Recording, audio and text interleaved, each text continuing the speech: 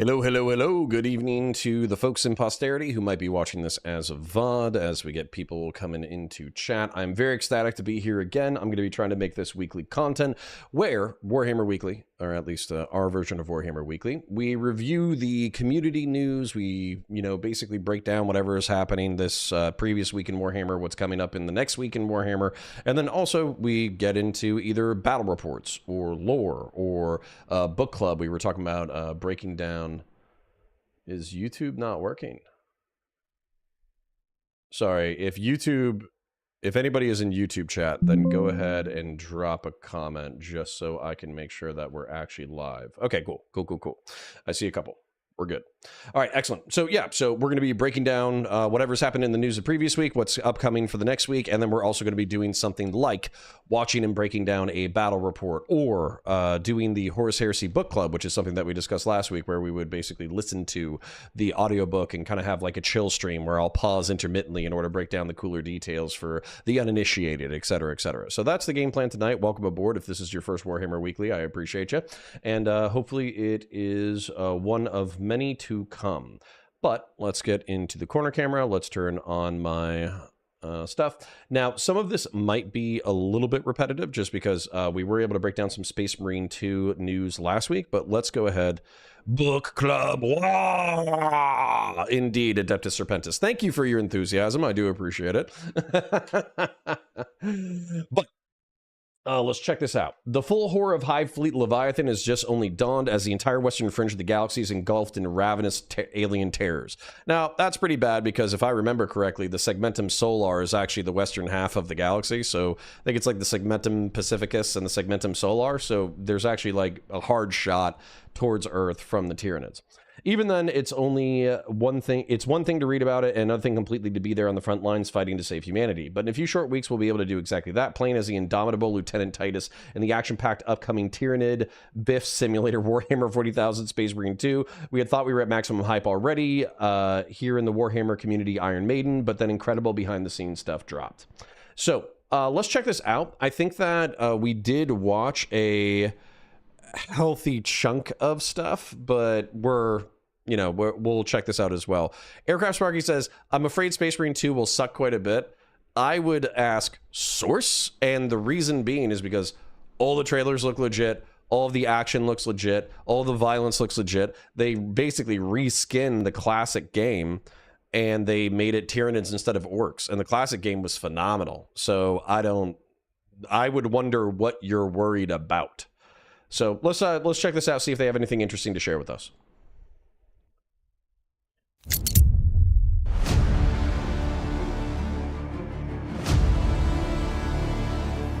Space Marine 2 is a third-person action shooter set in the grim dark future of Warhammer 40,000 that puts you in the middle of a war against the Tyranids for the control of an Imperial solar system.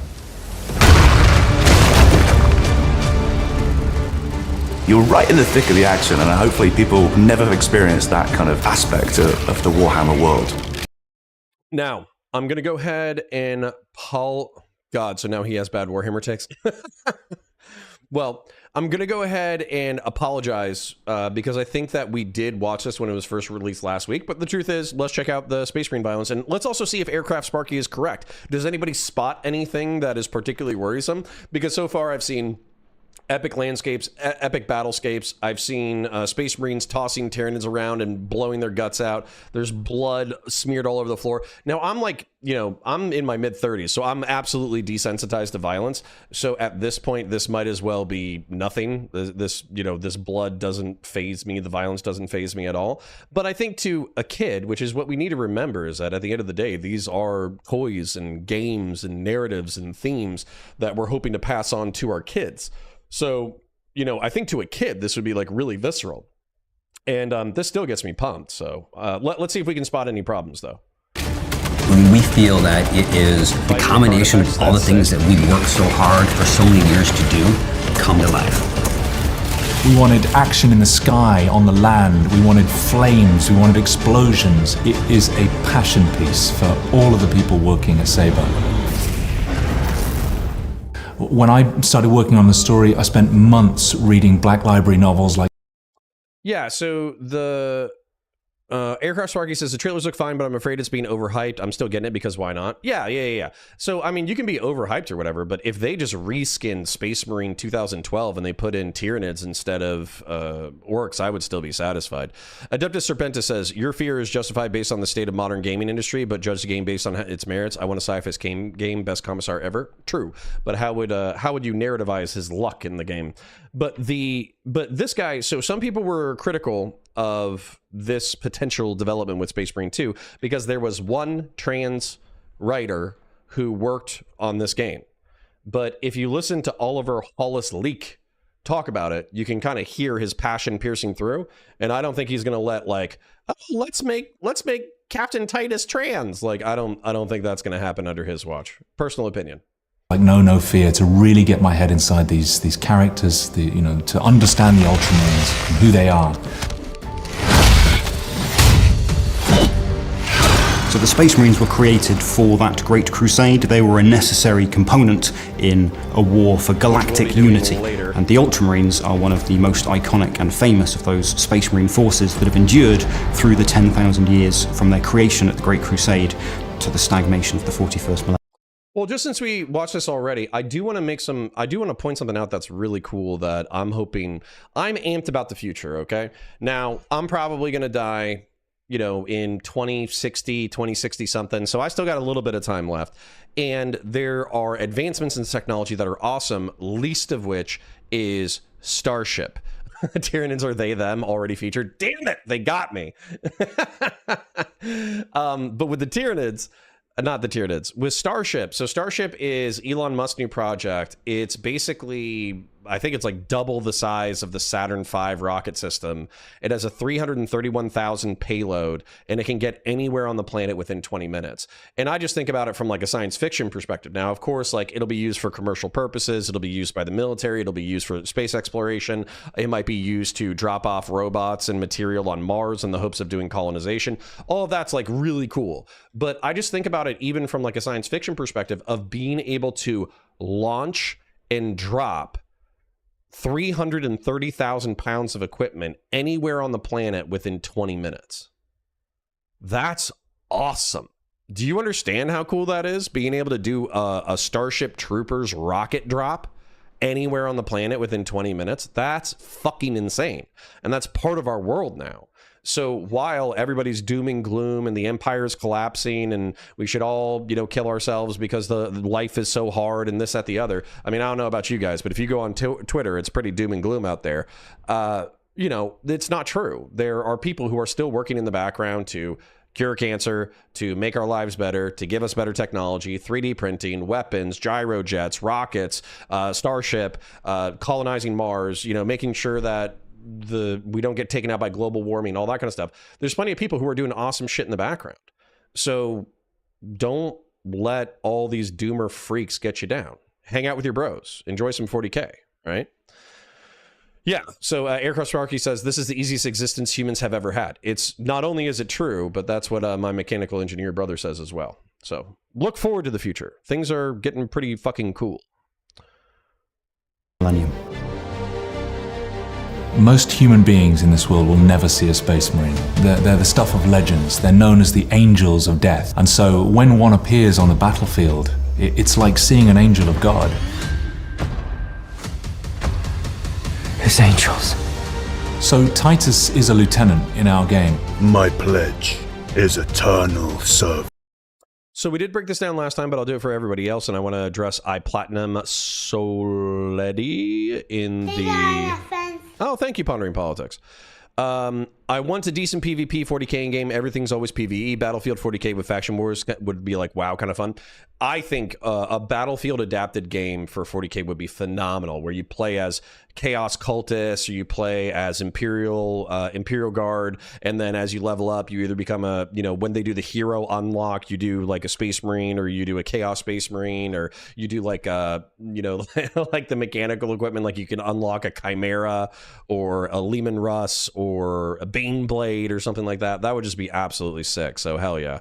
And then Pondering Politics for $10 says, Connor, you're a real Rick, but with R pronounced like pr. Yeah, so he's calling me a prick. Well, Palpatine is a ball sack. He squandered his opportunity to unite the galaxy. And the truth is that the Jedis recruit children for a reason, probably because they're Jedophiles. So, yeah. Aircraft Sparky says, First Legion, Best Legion, need to get off of the 13th Legion's nuts. I agree with you. They need to mix up their legions. I'm a Blood Angel myself, but, you know, I get it. For Dark Angel Space Knights in forest green armor or in jet black with those, like, winged hussar helms with like the crests with the feathers going back or whatever. They're just absolutely beautiful. I'm with you 100%.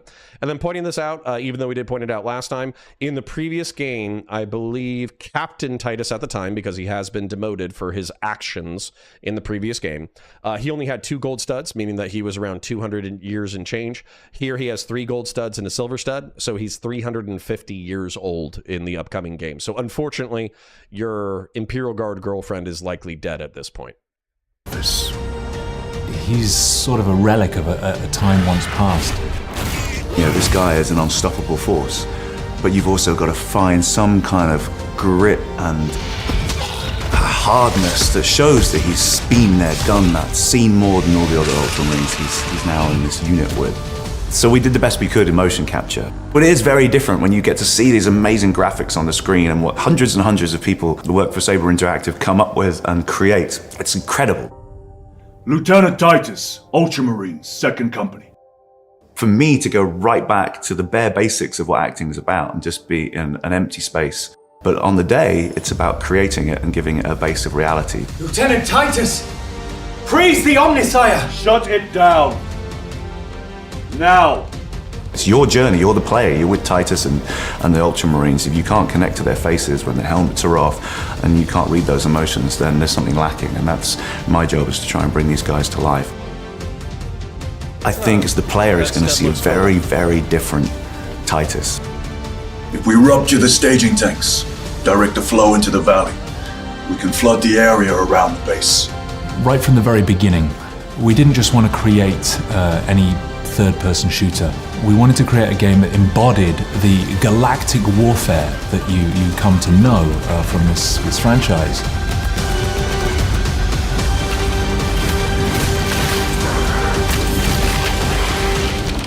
So the technology that So a little bit of a beautiful detail that you might have missed is that Titus, Lieutenant Titus, he has a chain wrapped around his right wrist, and he has a Deathwatch sigil hanging off of it. And so with the chains are often representative of the Black Templars.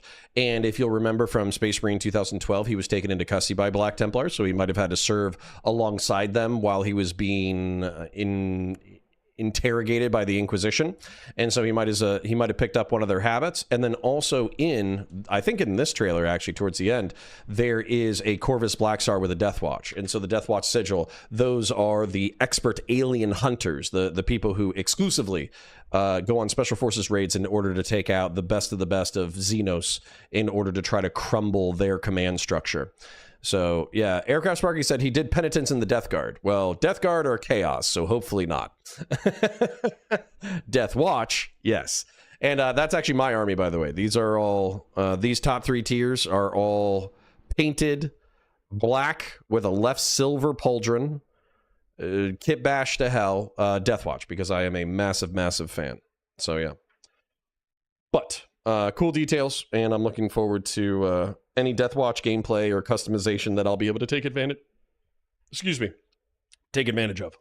that drives Space Marine 2 is our own technology. So the team's gotten very, very good at creating signature moments in this game. And the signature moment is the swarm.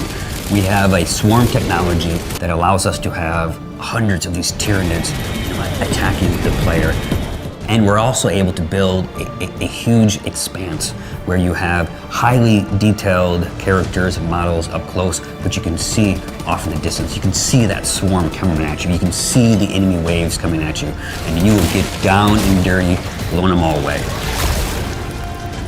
You feel like you have an infinite universe in front of you. You know, you have sandbox games where you can wander around, but this goes one step further. It kind of almost feels like wherever you are in the action, wherever you look, there is another company of Marines down there fighting off swarms of Tyranids, and you've got up there, we've got ships, delivering and launching, and drop ships landing. Everything's around you. One of the things people love about this Listen, I said it before, I'll say it again. Being able to kill a Carnifex with my bare hands makes me extremely happy. world is the ability to customize your character. You take these little miniatures, you pose them the way you want, you give them the weapons that you want, you paint them the way you want. And we wanted to take that same approach and put it in the game so you can do the same thing with your character. The game offers 3 modes: a co-op story campaign that you can play with your friends, a highly replayable PvE mode with lots of progression and customization, and a PvP mode that puts you against other players. The more you play these PvE missions, the deeper you can go into the progression of these characters, unlocking skills and perks and weapons. And as you do that, our famous AI director is able to increase the challenge, throw tougher enemies at you in more challenging situations. As you've seen with... We paused there last time, I'm going to pause again. Titus, grabs a sword of a hive, no, not hive, come on, of a Tyranid warrior. He breaks down his arm, and then he makes the Tyranid warrior stab himself in the head, and then he uppercuts him with a power fist. Now, I'm not sure if that was Titus, but that's still a Space Marine. I mean, that's a great day for me. If I have the ability to go into half a dozen to a dozen different customization options, pick one that's for me, like using a power fist, or using a power sword, or a chain sword, or a bolt pistol, or heavy bolt pistol, or assault bolter, or whatever, it doesn't matter. Like as long as I get to have those weapons and then customize the interaction and then have different execution moves for each weapon, I'm about it all day. I'm about it. Some of our other titles, we have a track record of supporting our titles through quality of life updates, through paid DLC, and larger add-ons. So with Space Marine 2, because the universe is so rich and there's so much to draw from, we're really excited about what story we can tell and what things that we can continue to do in this game. The truth is that we've been kind of circling like sharks around Games Workshop for a long time, trying to get hold of this game. We believe at Saber that we have the story, the gunplay, the technology, the experience, and the passion to deliver what fans want. So I'm scared, but I'm excited. Our team is, they love working in this game. It's one of their favorite games that they've ever worked on. So to see what 10 years of development on that Space Marine engine franchise story is going to be like for Space Marine 2, I think everybody involved with Warhammer is really, really excited to see that. No matter what the fans are asking for, trust me, we're asking for even more.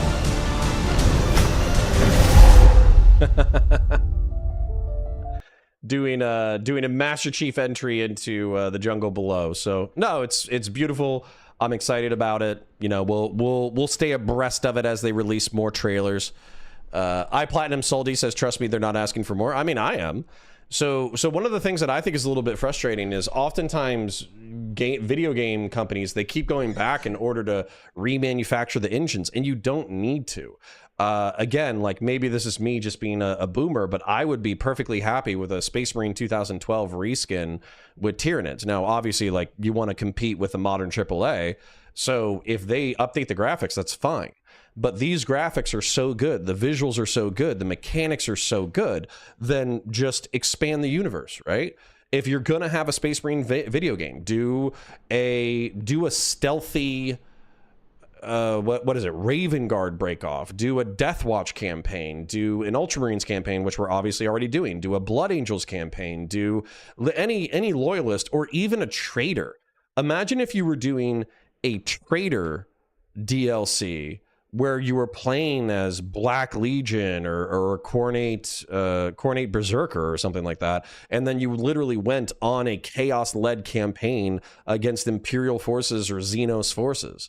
That would be so sick. You don't need to rebuild the engine every single time. You just need to reskin it and create a new narrative part of the campaign. Yeah, hear me out on the Night Lord's horror campaign. Yeah, Alpha Legion. Yeah, an Alpha Legion campaign would be sick. Like infiltrating an Imperial bastion and assassinating various leaders in preparation for a chaos incursion. That would be a sick campaign. Or Night Lords. Imagine doing like a half stealth, half melee DLC where you're doing like a Night Lord's infiltration of an Imperial stronghold. So that would be beautiful. Manuel Quinteros is first time catching live. Well, welcome aboard, and I hope you have a good time. What we're going to do is we're going to be checking out for the uninitiated, for those who've come and went and come back again. We are going to be breaking down the news from Warhammer community in the past week, and then we can kind of make a decision as a group, because we're just starting out on streaming on the main channel. We're just starting out talking about Warhammer content on Counterpoints 40K. So if you guys want to watch a battle report, we could watch a battle report from Winter's SEO. He's my favorite channel. I would love to show you some of his better content. If you want to do, I put in Horus Heresy Book Club into the description. We can listen to the Horus Heresy, and I can pause that intermittently and break it down. So whatever you guys are keen for, I'm keen for as well.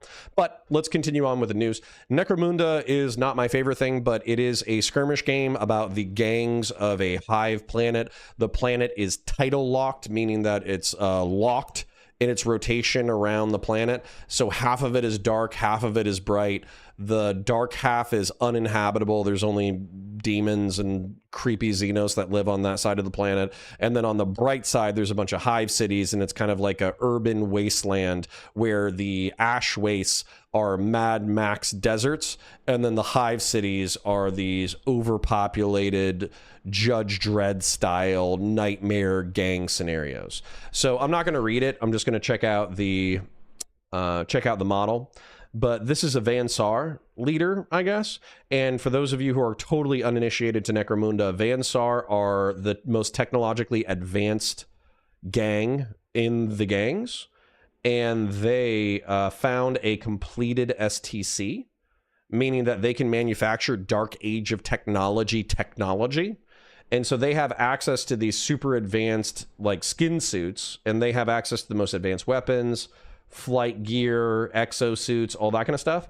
But what happens is the radiation from the fusion reactors that they create using the STC actually poisons them over time.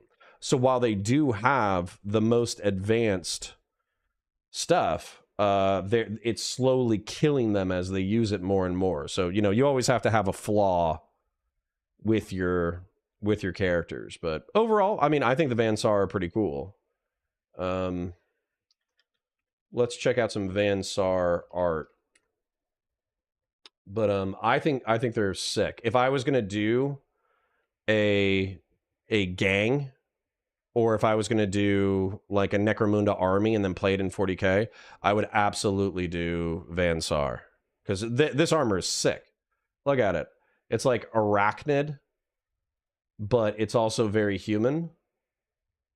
So you have like the 4 eyes, you got a melt-a-pistol, you got this advanced, you know, power suit body glove thing that looks like you could absolutely crush skulls with it while still being a regular human being. These guys look awesome. So yeah, I'm a big fan.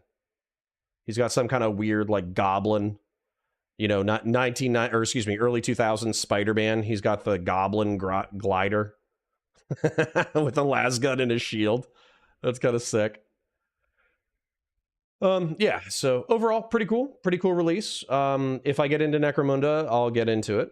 Poach a free Kroot Carnivore from your local Warhammer store alongside 2 coins this month. So they're doing some kind of promotional deal.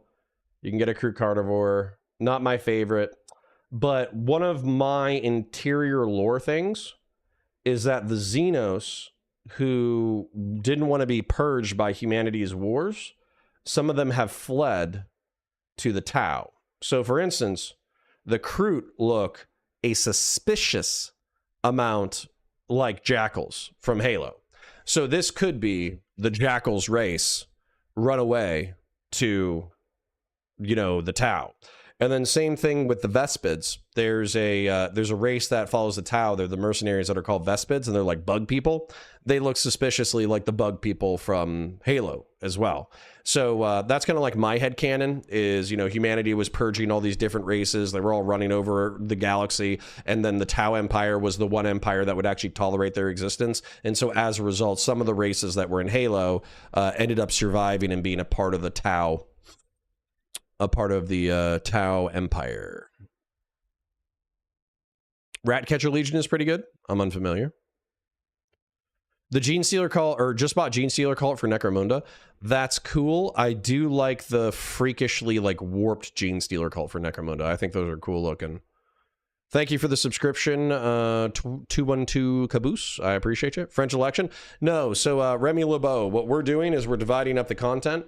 I might be live on Twitch right now, but what we're actually going to be doing is, if I'm live on Counter Fire, you see me with other political people, we'll be talking about politics. But I also want to talk about, you know, Warhammer stuff. So we're going to be trying to do that weekly, just breaking down the Warhammer news and maybe listening to an audiobook and hanging out as a group and all that kind of stuff.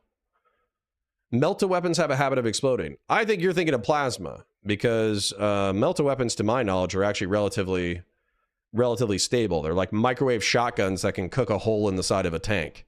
Plasma, on the other hand, is known for blowing up in your hands. Troy says, so when will GW actually do the core book Warhammer that's Necromunda, Tribe, Space Hulk with Arcs of Omen to 40k to Epics, and Aeronautical with Flagship from 40k for Battlefleet Gothic for 250? I don't know if that sentence was coherent or if you were shitposting, but never, I guess, is my answer. For 250 bucks, they're not going to do anything for 250 bucks if you put those many keywords together. The Ghoul Stars Dead Space kind of game would be fire. Hell yeah, they would be. Hell yeah, they would be. Vox Nero says, hello, boys. Good evening. Jonah Boy says, what's up, my ninjas? Yeah. Vox Nero says, oh, you're the former cop? Yes, I am. Yeah. All right, cool. I just started the Eisenhorn Omnibus. I had to take a break from the Heresy. Yeah, which is fine. I'm not going to try to run you off or anything, but the Heresy, as far as I remember, I did like the first 4 or 5 books and I just devoured them. But then I hit the Dark Angels first book and I was like, this is okay, but I couldn't get into it. And so as a result, I kind of like drifted away. But anyways, so I want to break down. There was a cool thing here. We don't need this. The rumor engine. Rumor engine always pisses me off because if I'm looking at this thing, I see the spikes. They kind of look chaosy to me. It looks all wound up, like it's got leather, but that could be fantasy or that could be 40k. Looks almost like a guillotine or a book. I have no idea what this is. And to be honest, I don't care. The thing about the rumor engines, they just give you some of this like nondescript picture like this. Some of them are super obvious, so you kind of know what faction's getting a release in the next week, and then some of these are like super nondescript, and the truth is, it's never enough to really sate my curiosity. So, I don't care. I don't know what this is. Some guillotine for Skaven or something. Then, it looks like everything is still Age of Sigmar. Again, I'm a 40k guy, not a huge Sigmar guy, but I'll just see if they have any cool things for models or paintings. Not really. White Dwarf is a bust for me. Warhammer Plus is still battle reports and painting tutorials. You can get those on YouTube. Who cares? You know? Well, like, I mean, I love this universe. I love a lot of what they do, but you could put lore out onto YouTube, or you could put game reports out onto YouTube and people wouldn't care. The reason why we were interested, or the reason why I was interested in paying $5 to $7 a month, was because I wanted 100,000 of us to pay $7 a month, so they would have an operating budget of $500,000 per month in order to produce new animations. And we haven't gotten a new animation in the past 6 months. That's part of the reason why I've been doing the Warhammer Hammer and Bolter remasters. Part of the reason why we're probably going to end up doing Interrogator is because we're still waiting. It's been 6 months. What the fuck? But these guys are called Caradon Overlords. This top hat is fucking hilarious.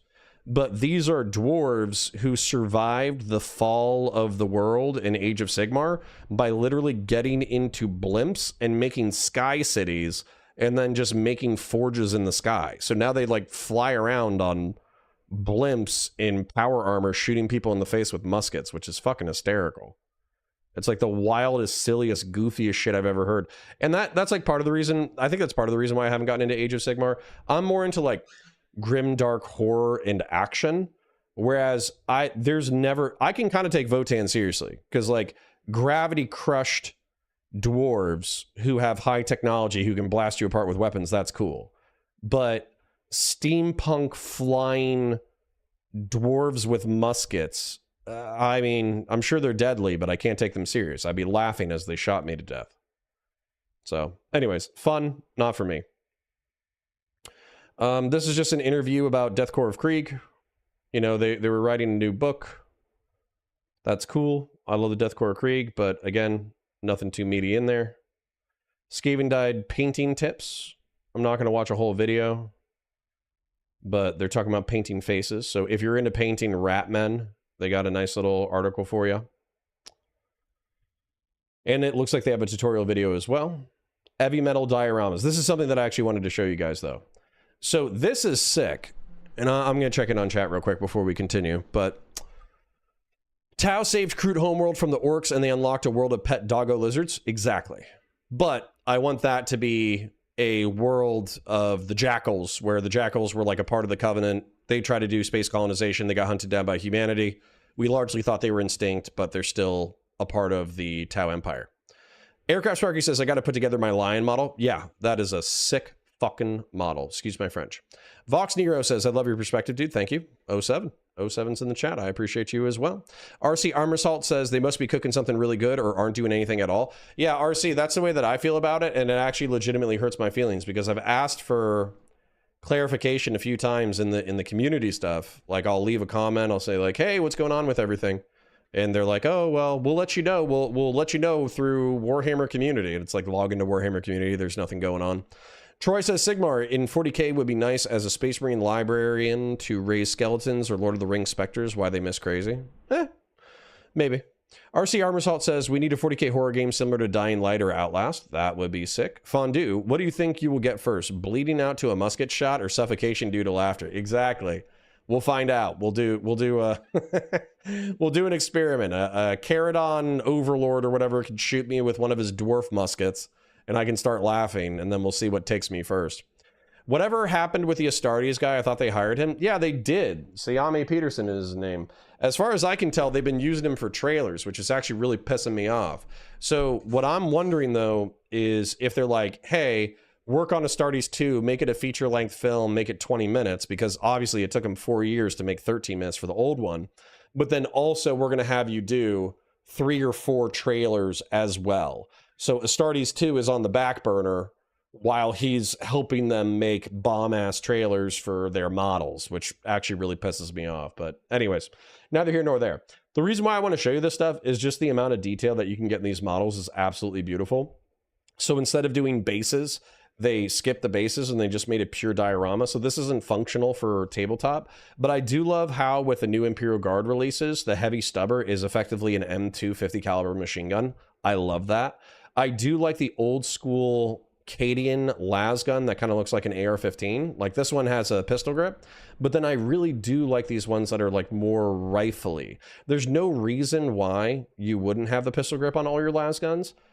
Maybe cheapness of manufacturing, I guess, but the new pattern looks pretty cool as well. So I do like the new Cadian models.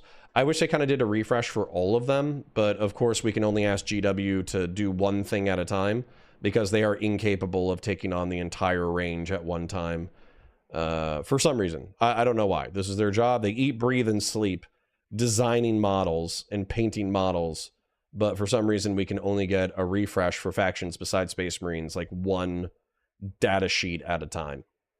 But some other cool models.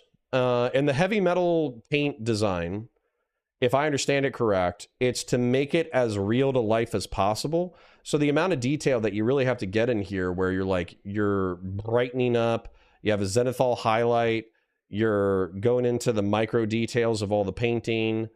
It is really beautiful, beautiful, beautiful art. Like I'm deeply appreciative of the people who have this level of talent. I can get 60% as talented as these fine folk, and I'm very proud of my models. So, overall, sorry for yawning. It's been a long week. My son and I went swimming this week. But anyways, Saturday pre-order Age of Sigmar Essentials. We're wrapping up on the news. So they got a guidebook. Who cares? And then last news one, I think, is just Black Library stuff. So they have an Ariron book, and they have Lilith Hesperax. So she's a Drukhari. She's a Dark Eldar Colosseum witch. Apparently she's quite the badass. So somebody wrote a book. So if you're into BDSM and Eldar waifus, then you can get your fix from the Lilith Hesperax book that is being released shortly. Now, here's the thing.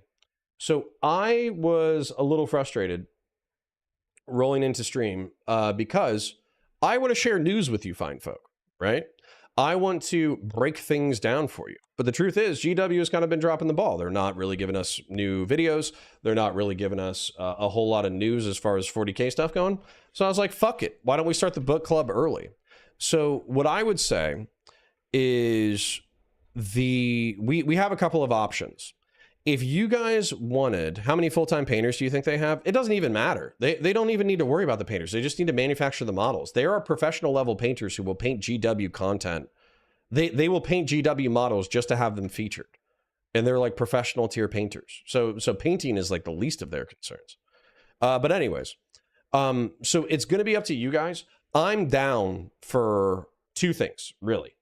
I'm down for Horus Heresy Book 1, literally starting from the beginning, and we can just keep this going as long as we want to. So if there's cool news, there's things to talk about, there's model releases, or there's you know, a new video game trailer or a video game release or whatever, we can break it down.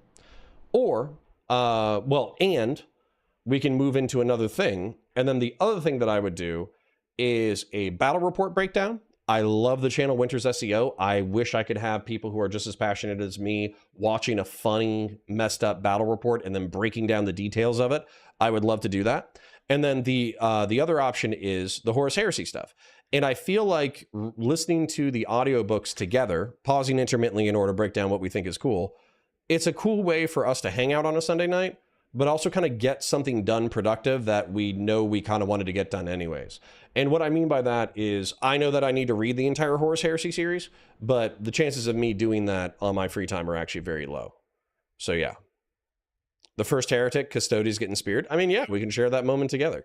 So are you guys, I would say 1s for Horus Heresy and 2s for Battle Report. So the half a dozen people, we got 24 people on YouTube. We got less than 10 on Twitch. If you want to give me 1s for Horus Heresy, if you guys want to get that cracking, or 2s for Battle Report, then let's go. Zach says, I love men. Excellent.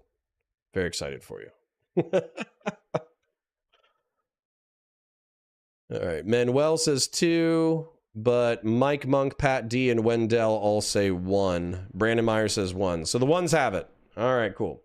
So what we're going to do is I have a Audible. What we can do is we can do 2s next week. How about that? Like we can alternate between book time and battle report breakdowns. But I have the audiobook for Horus Rising, the first book. So we're going to get into that. We're going to hang out together. We're going to do that. And I'll share my screen, I think. And what I'll do is I'll show you how I'm 3D modeling things for blowing stuff up. Let me show you something real quick before we get into it. So this is a 3D printed skeleton that I reinforced by adding extra material into it. And it has vital organs. And I already have a skull right here. I still need to finish the lower part of the jaw, but I have a skull. I'm printing it in PLA plastic. I'm eventually going to 3D print a mold around it, and then I'm going to fill it up with silicone. And so what we're going to do is we're going to make our own ballistic gelatin torsos. And then I have explosive bolter rounds. So right here, which ones are these? Exploding shotgun shells, please use with caution. Yeah, so these are explosive. They will fire, they will hit the target, and they will detonate on impact. And in there, I have some Dragon's Breath rounds as well. So we're going to get some steel targets. We're going to get some, I'm going to finish my ballistic gelatin dummy torso. And we are going to blow up the ballistic gelatin dummy torso with explosive rounds. And we are going to shoot steel targets and show what is available. So if you guys liked my bolter project, don't worry. It's going to get even better and even more sick. But without further ado, let me do corner camera. Let me do, sure, I'll leave this here. I'm going to open up Blender, which is my 3D modeling program. And then we're going to hang out. We're going to listen to the Horus Heresy. We're going to pause intermittently in order to break stuff down. And we're going to do some 3D blending work. Yeah. Brandon Meyer says, that's pretty cool. Homemade ballistic dummies and exploding shotgun shells. I mean, hey, listen, if you don't think that shit's cool, I don't know what to do for you. But without further ado, let's get into it. Let's hang out with each other for a few hours and have some fun. Let's do it. The Horus Heresy, Horus Rising. Let me know if that's too quiet for you. Sown by Dan Abnett. Read by Toby Longworth.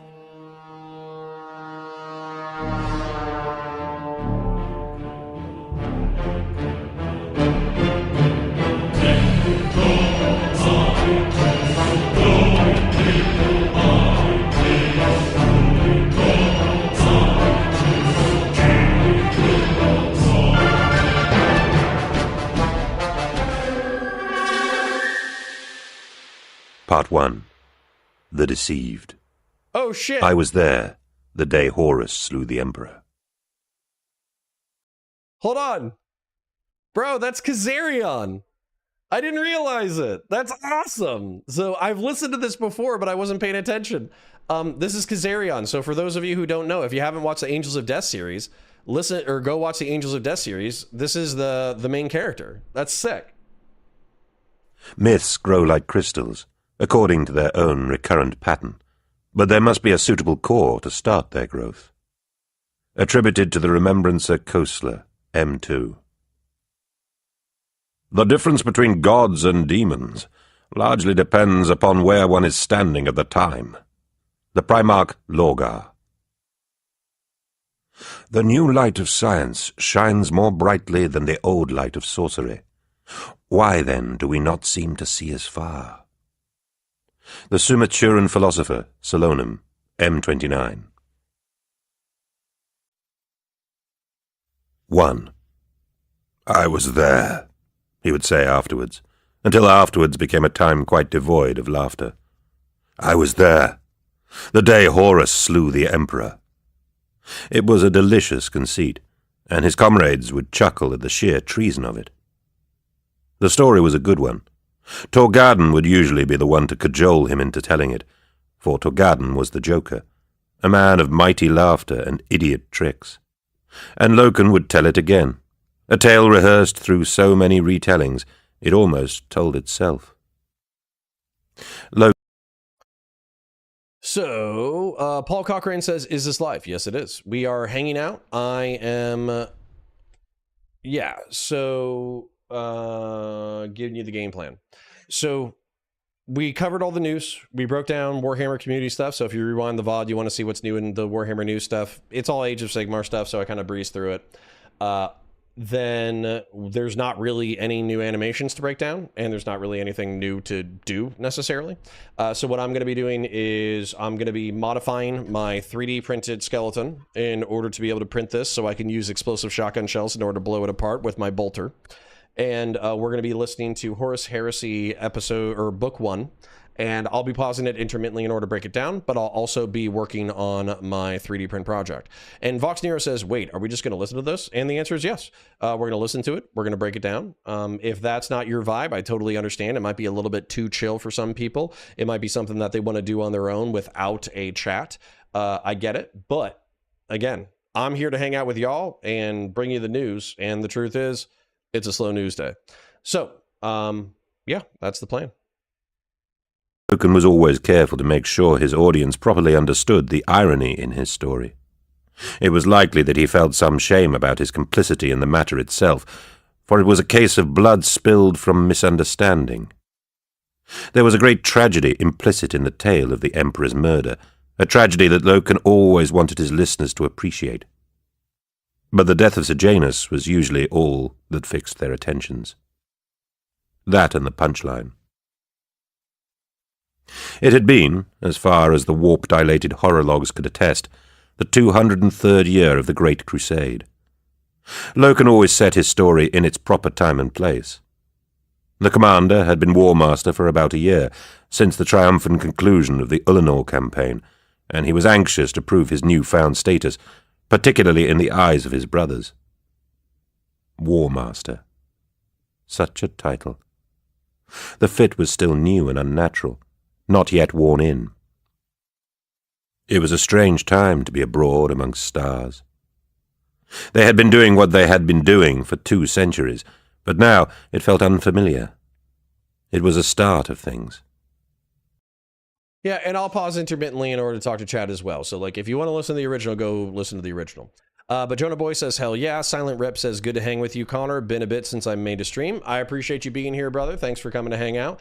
Just to share this with you, because you're probably not the only one. If you're looking for politics, that's going to be in the Counterfire channel. We have split them up. We are going to be streaming and debating politics on Counterfire. We'll be posting essays to Counterpoints, and we will be doing exclusively Warhammer or science fiction related content here. So literally, I kind of wanted to just sharing openly. 76,000 people decided that the breakdowns of the Warhammer content was enough to hit the subscribe button. I'm humbled and honored by that fact. I enjoy breaking down this content, and it's a huge part of what I spend my free time thinking about. So I do love political debate, and I love hanging out with people in chat. But the truth is that there wasn't really a way for me to do that with the Warhammer community people.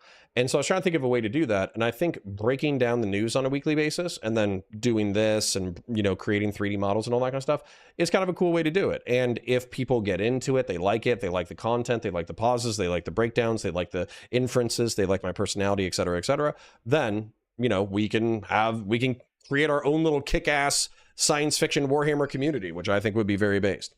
Giorjoba says, who is the dude based on Genghis Khan and what is his deal in the lore? So his name is Jagadi Khan. He is the head of the White Scars. He's a Primarch. He was born on a planet called Chorgis, I think. Chorgis, something like that. And it's effectively an entire planet like Mongolia. So there are a bunch of like warring tribes and fortresses and all that kind of stuff. And the way that they do things is they ride on horseback and they fight battles. And so he becomes head of the Mongolian tribe on the planet, and he conquers the entire planet and becomes their war leader. He gets recruited by the Emperor. And the truth is, he is not Chaos affiliated, but he is the most independent of all of the Primarchs. He does his own thing. He does raids. He fights in the Great Crusade. He's not like the biggest legion. He's not the most, effective legion. He's not the most crazy legion, but his warriors are honorable, badass, care about the Imperium, and they, in general, just kick some serious fucking ass. So if you like motorcycles with machine guns, tacked on top, and then if you like hitting people with the chainsaw sword at 60 miles an hour, then White Scars are for you. Vox Nero says, this is totally my vibe. I'm a Warhammer guy and this is rad. Excellent. Silent Rip says, this is perfect and I finally gotten into 40k, maybe after 20 years of admiring it from afar. Got some space doors to paint. Excellent. Love me some Votan. Biz D says, this is relaxing. It's considered to not shove your politics at people when they came for Warhammer. I was looking for an Animorphs video essay and the dude started bitching about J.K. Rowling. No J.K. Rowling complaints today. All right, let's continue. And an ending, too. And I'll take some notes, too, for The ships of the 63rd Expedition came upon the Imperium by chance. A sudden etheric storm, later declared providential by Malagurst, forced a route alteration, and they translated into the edges of a system comprising 9 worlds. 9 worlds, circling a yellow sun. Detecting the shoal of rugged expedition warships on station at the outsystem edges, the Emperor first demanded to know their occupation and agenda. Then, he painstakingly corrected what he saw as the multifarious errors in their response. Then, he demanded fealty. He was, he explained, the Emperor of mankind. He had stoically shepherded his people through the miserable epoch of warp storms, through the age of strife, staunchly maintaining the rule and law of man. This had been expected of him, he declared. He had kept the flame of human culture alight through the aching isolation of old night. He had sustained this precious, vital fragment, and kept it intact, until such time as the scattered diaspora of humanity re-established contact. He rejoiced that such a time was now at hand. His soul leapt to see the orphan ships returning to the heart of the Imperium. Everything was ready and waiting. Everything had been preserved. The orphans would be embraced to his bosom, and then the great scheme of rebuilding would begin, and the imperium of mankind would stretch itself out again across the stars, as was its birthright. As soon as they showed him proper fealty, as emperor of mankind.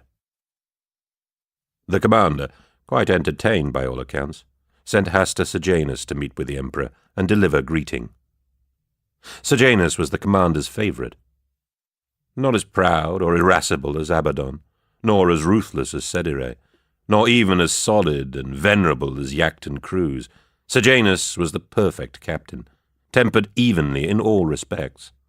A warrior and a diplomat in equal measure, Sejanus's martial record, second only to Abaddon's, was easily forgotten when in company with the man himself. A beautiful man, Loken would say, building his tale. A beautiful man, adored by all. No finer figure in Mark IV plate than Hasta Sejanus. That he is remembered, and his deeds celebrated, even here, amongst us, speaks of Sejanus's qualities. The noblest hero of the Great Crusade.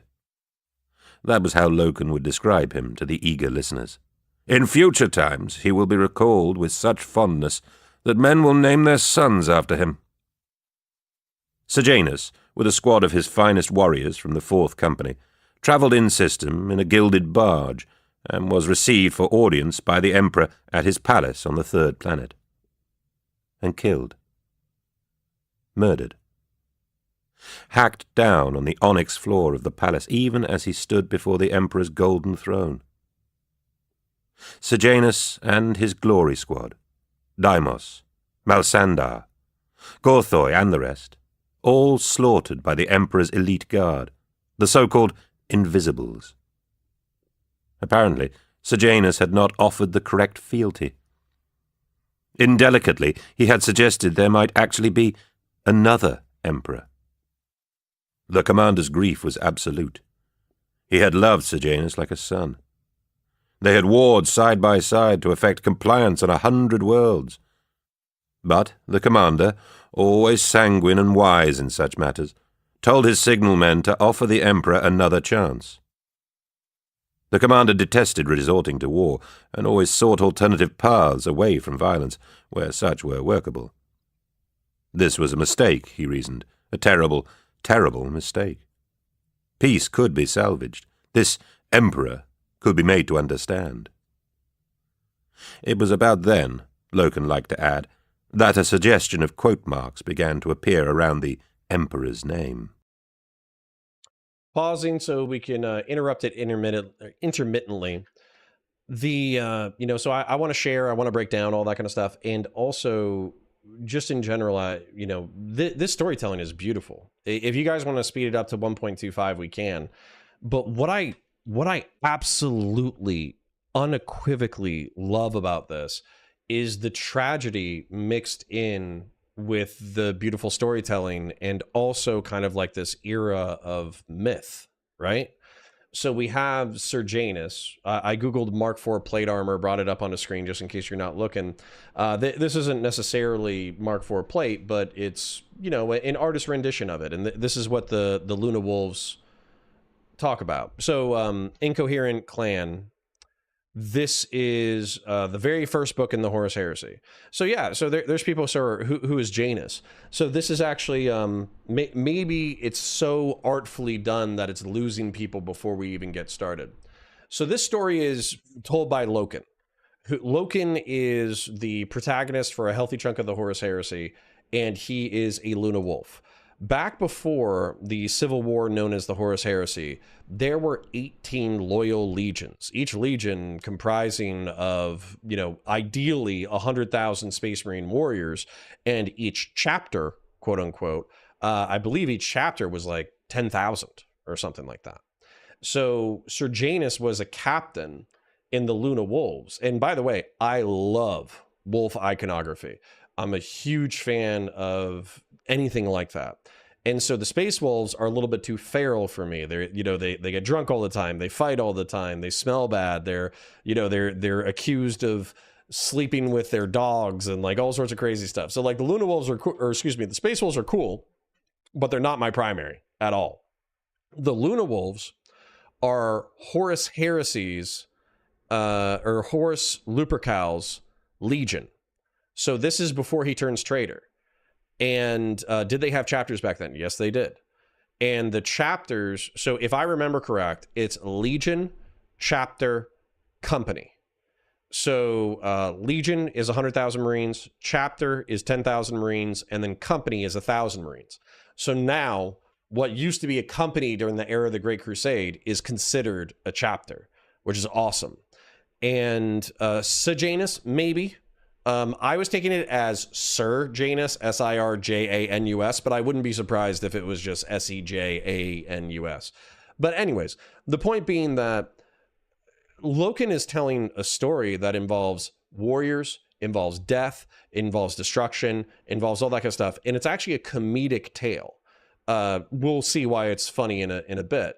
But he wants to honor one of his fallen brothers in the story because he was there when Sir Janus, or Janus, was a great captain with the second best war record, a noble person, a diplomat, a warrior, and he was the War Master's favorite.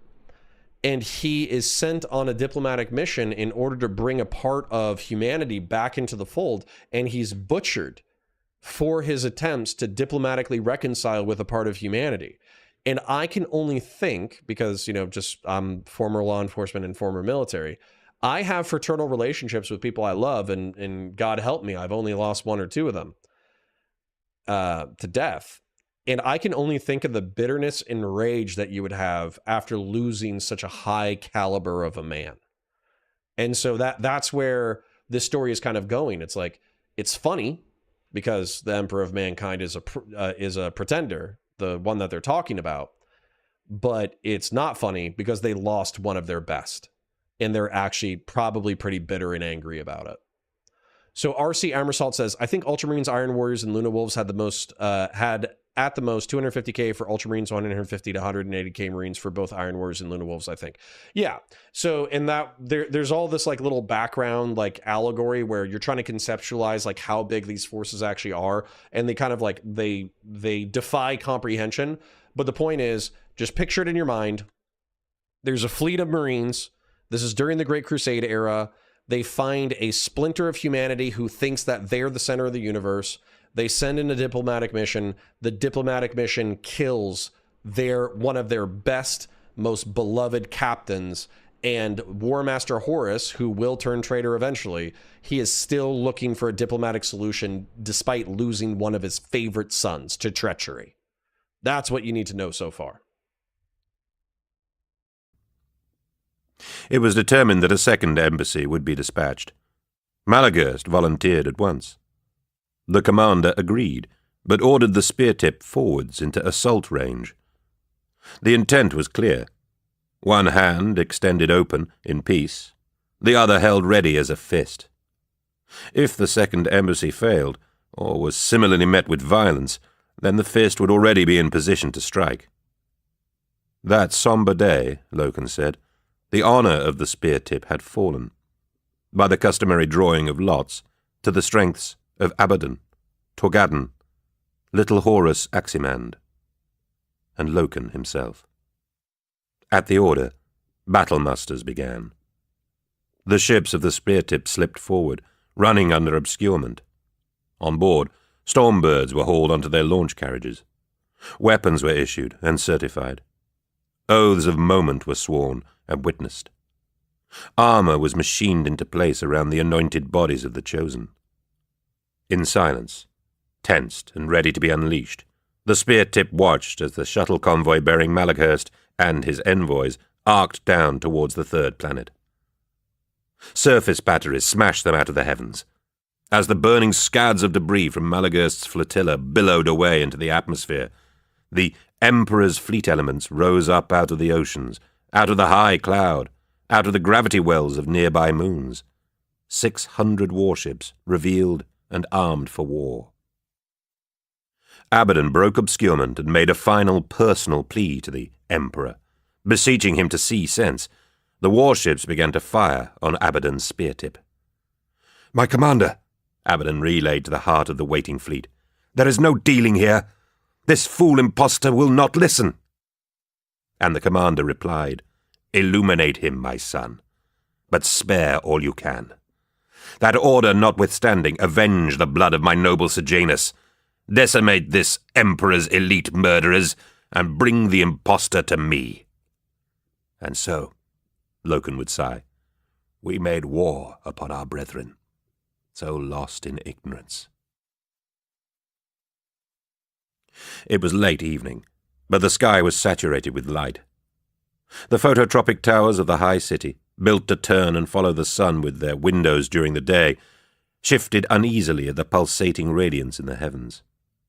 Spectral shapes swam high in the upper atmosphere, ships engaging in a swirling mass, charting brief, nonsensical zodiacs with the beams of their battery weapons.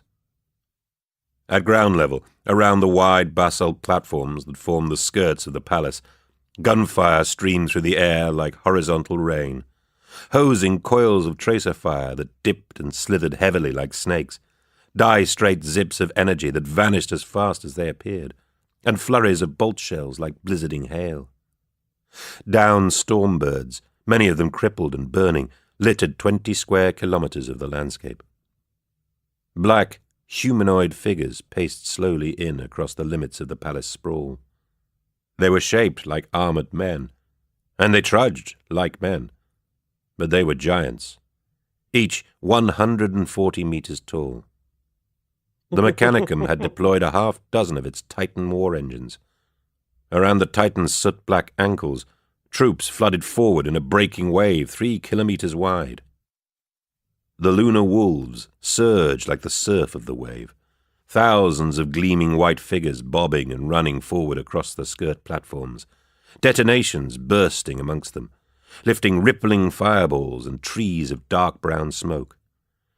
Oh, it's so good. I know, listen, I know not everybody is going to be super into this as far as content goes, but it's so beautiful to me. And sorry, I want to show you guys the thing that I'm working on, while, you know, just in case you want something to like occupy your eyeballs while you're hanging out. But I'm trying to do a display capture. Should I do a window capture instead? I think that's what I should do. I should do a window capture, properties, and then I should do Blender. Boom, there we go. Okay, so I fixed it. So I just want to share this with you guys, okay? You know, I want to pause intermittently, break it down, share my thoughts, all that kind of stuff.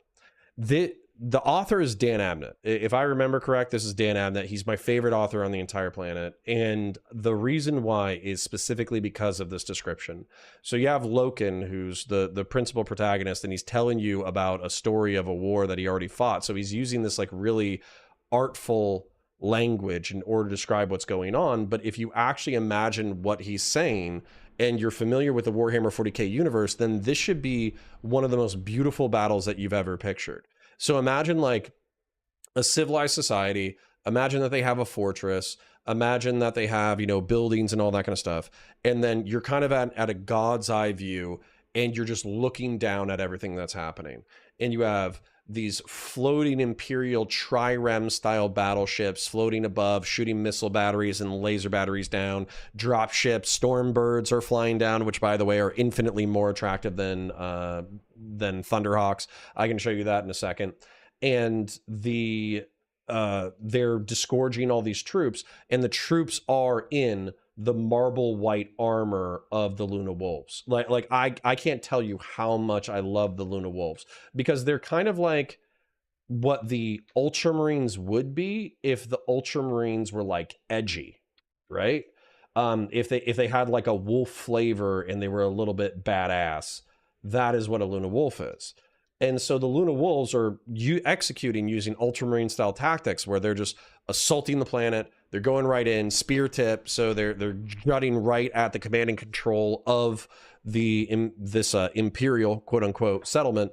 And in rage for the loss of their ambassadors and the attack on their second embassy, the Mechanicum is already releasing Titan. So you have skyscraper-sized war machines walking across the battlefield. in order to take on the false emperor's army.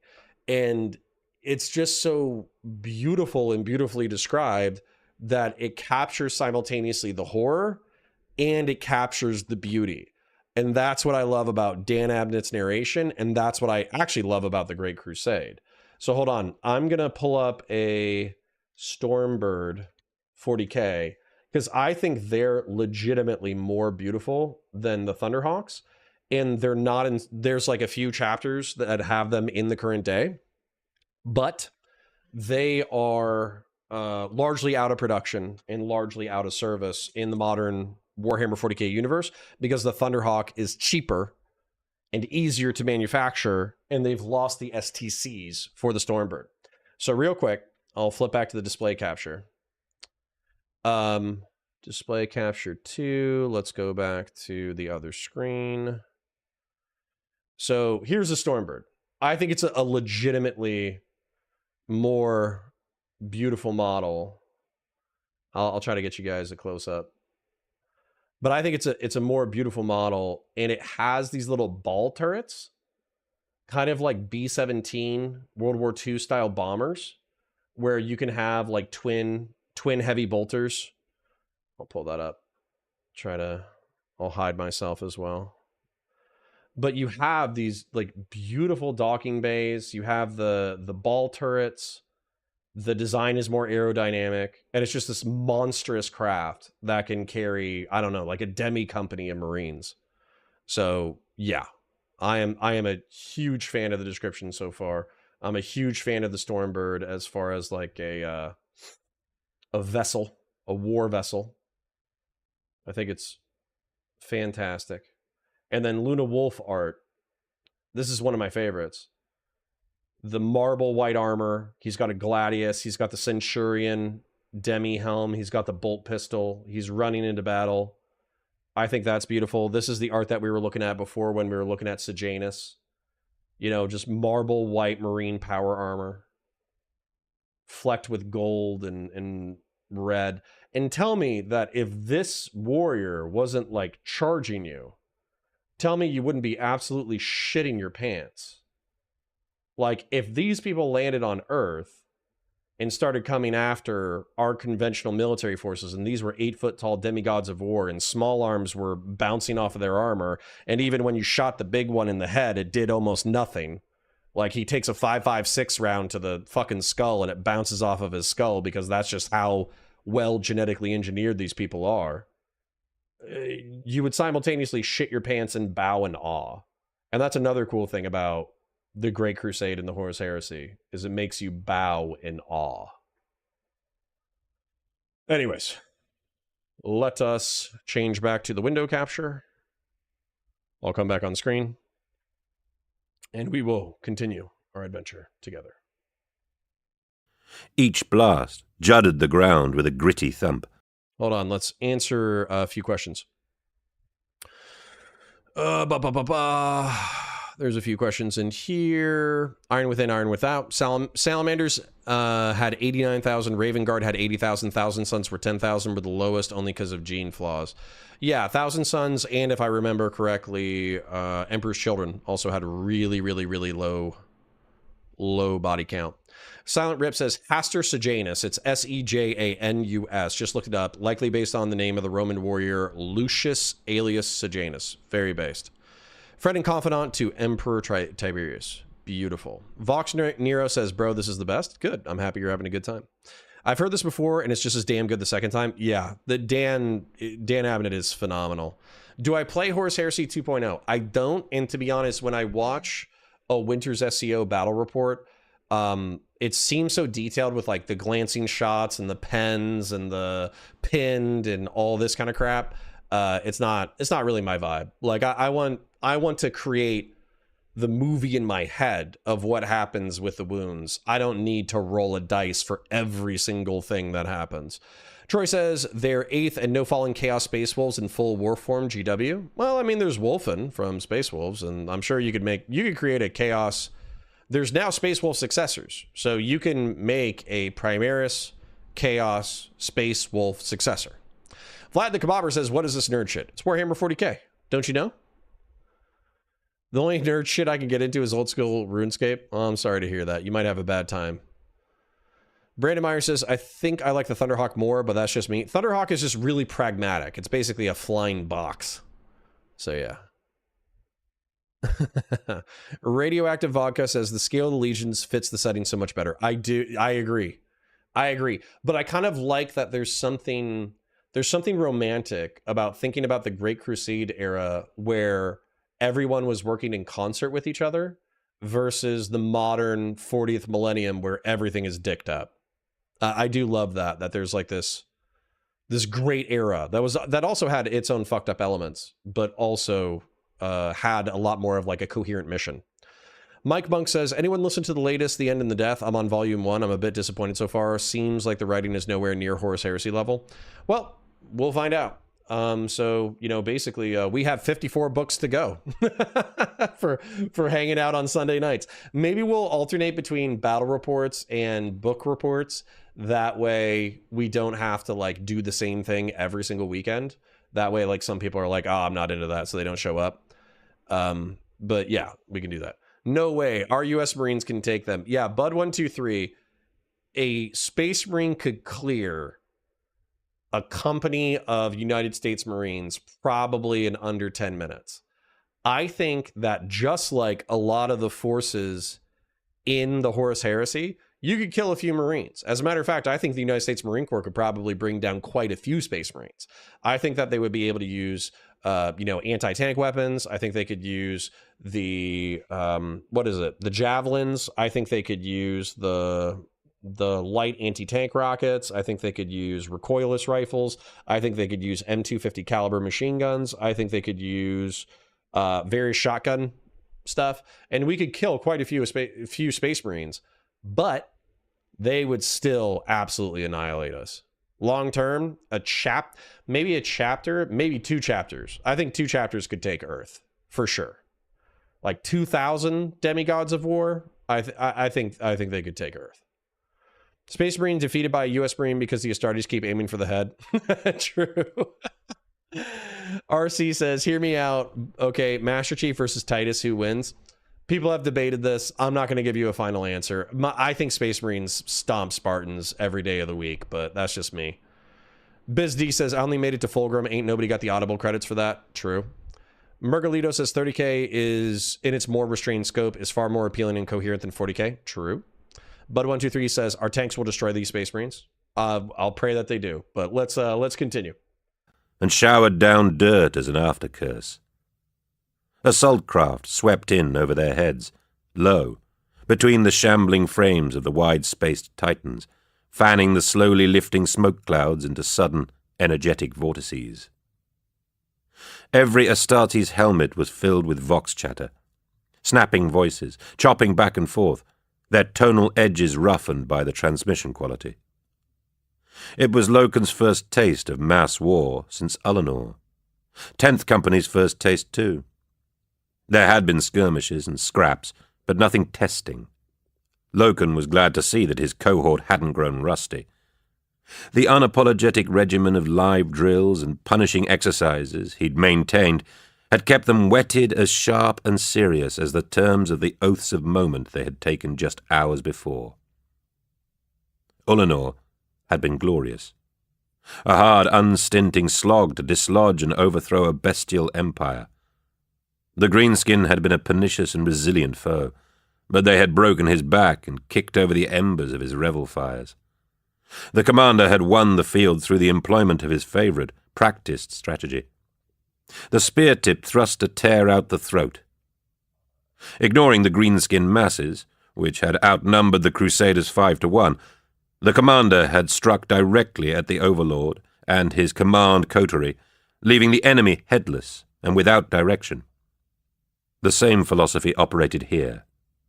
Tear out the throat and let the body spasm and die.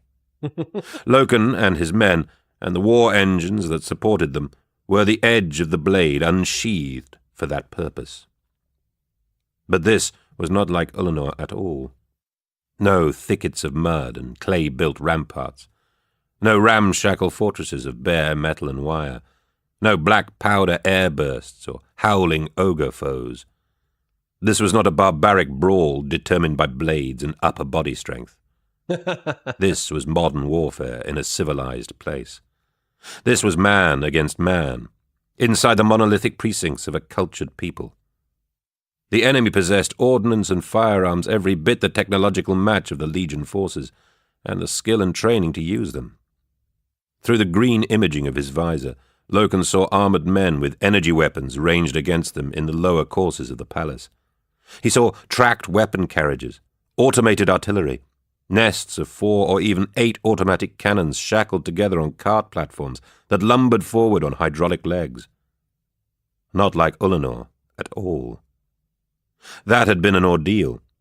This would be a test.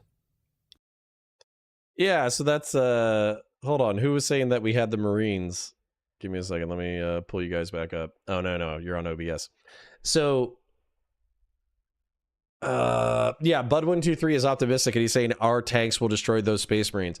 This is part of the reason why this story is so good, is because it's describing how a competent modern military with armor, energy weapons, maybe not bolters, but they still have las guns or las rifles or las cannons or whatever. They still have modern weapons, and they have the tactics and training in order to do it. But the Space Marines are just so preeminently designed to fold any military in their path. It doesn't matter. It doesn't matter how good you are.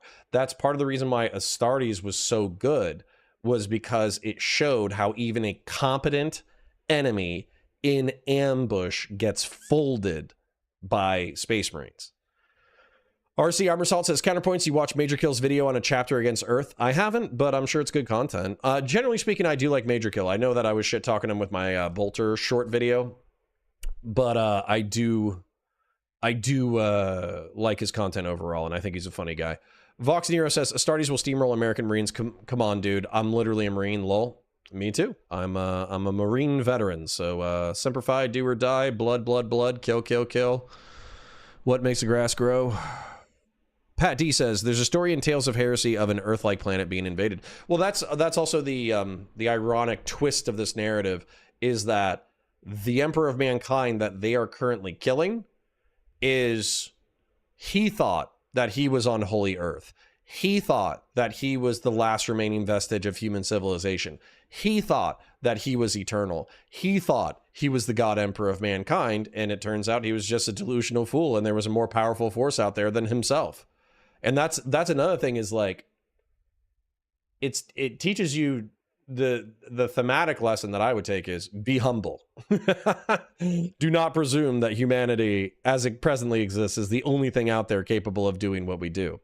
Troy says, the P take on oaths of moment by a Chaos sympathizer that had invoked the Chaos Warp into a serial brand, as the Chaos Warp should make people see Spectre and demons stolen by Imperial forces. Bro, I think you might need to take your medicine. I'm not sure if that sentence totally makes sense, but I appreciate the enthusiasm with which you shared that comment. All right, let's continue. Here we go. Equal against equal. Like against like. Except that for all its martial technologies, the enemy lacked one essential quality, and that quality was locked within each and every case of Mark IV power armor, the genetically enhanced flesh and blood of the Imperial Astartes. Modified, refined, post-human, the Astartes were superior to anything they had met or would ever meet. No fighting force in the galaxy could ever hope to match the legions, unless the stars went out, and madness ruled, and lawful sense turned upside down. A little bit of foreshadowing there. For, as Sidere had once said, the only thing that can beat an Astartes is another Astartes. More foreshadowing. And they had all laughed at that. The impossible was nothing to be scared of. The enemy, their armor a polished magenta trimmed in silver, as Loken later discovered when he viewed them with his helmet off, firmly held the induction gates into the inner palace. They were big men, tall, thick through the chest and shoulders, and at the peak of fitness. Not one of them, not even the tallest, came up to the chin of one of the lunar wolves. It was like fighting children. Well-armed children, it had to be said. Through the billowing smoke and the jarring detonations, Loken led the veteran first squad up the steps at a run. the plasteel soles of their boots grating on the stone. 1st Squad, 10th Company, Hellebore Tactical Squad, gleaming giants in pearl-white armor, the wolf head insignia stark black on their auto-responsive shoulder plates. Crossfire zigzagged around them from the defended gates ahead. The night air shimmered with the heat distortion of weapons discharge. Some kind of upright automated mortar was casting a sluggish, flaccid stream of fat munition charges over their heads. "Kill it!" Loken heard Brother Sergeant Jubal instruct over the link. Jubal's order was given in the curt argot of Chthoniya, their derivation world, a language that the Lunar Wolves had preserved as their battle tongue. The battle brother carrying the squad's plasma cannon obeyed without hesitation. For a dazzling half-second, a 20-meter ribbon of light linked the muzzle of his weapon to the auto-mortar, and then the device engulfed the facade of the palace in a roasting wash of yellow flame. Dozens of enemy soldiers were cast down by the blast. Several were thrown up into the air, landing crumpled and boneless on the flight of steps. "Into them!" Jubal barked. Wildfire chipped and pattered off their armor. Loken felt the distant sting of it. Brother Callens stumbled and fell, but righted himself again, almost at once. Loken saw the enemies scatter away from their charge. He swung his bolter up. His weapon had a gash in the metal of the foregrip, the legacy of a greenskin's axe during Eleanor, a cosmetic mark Loken had told the armorers not to finish out. He began to fire, not on burst, but on single shot, feeling the weapon buck and kick against his palms. Bolter rounds were explosive penetrators. The men he hit popped like blisters, or shredded like bursting fruit. Pink mist fumed off every ruptured figure as it fell. "10th Company!" Loken shouted. "For the War Master!" The war cry was still unfamiliar, just another aspect of the newness. It was the first time Loken had declaimed it in war, the first chance he'd had since the honor had been bestowed by the Emperor after Eleanor. Cool. Let's break some of that down. So again, I articulated it earlier, so I'm going to go ahead and let it kind of flow. But the truth is that this is what the Great Crusade has experienced so far, and that's the experience that they're trying to share with you, is the fact that the Space Marines are without peer. And so when they say the only thing that can take on Astartes is another Astartes, is the fact that it's unthinkable for them at this point in the Great Crusade that that would ever occur, because there's such a dominant military force, and there's such a dominant political force, that there's nothing that they bumped into that they haven't been able to handle. Now, orcs are 10-foot tall idiots who have the capacity to rip a human's arms from their sockets. But guess what? So is a Space Marine. So Space Marines are smarter, better equipped, more intelligent, better tactics, etc., etc. So while the orcs might be able to give them a run for their money, they're not competent military opponents, and therefore they were able to destroy them in the Eleanor campaign. When it comes to these humans, they're competent, but they just don't have the advanced training and technology of the Great Crusade or the Space Marines. So as a result, they're just getting absolutely wiped. This is what Astartes are used to. This is what they think. So can they fall in battle? Absolutely. Random autocannon shot, random las cannon shot, random mortar shot. It happens. You can get unlucky. But at the same time, when they're taking these things on, they have no scope for anything that can be a peer to an Astartes. Yeah. So Biz D says they don't even know about demons yet. That is why the horror of the revelation of chaos, which will come up in the books ahead of us, is so beautiful.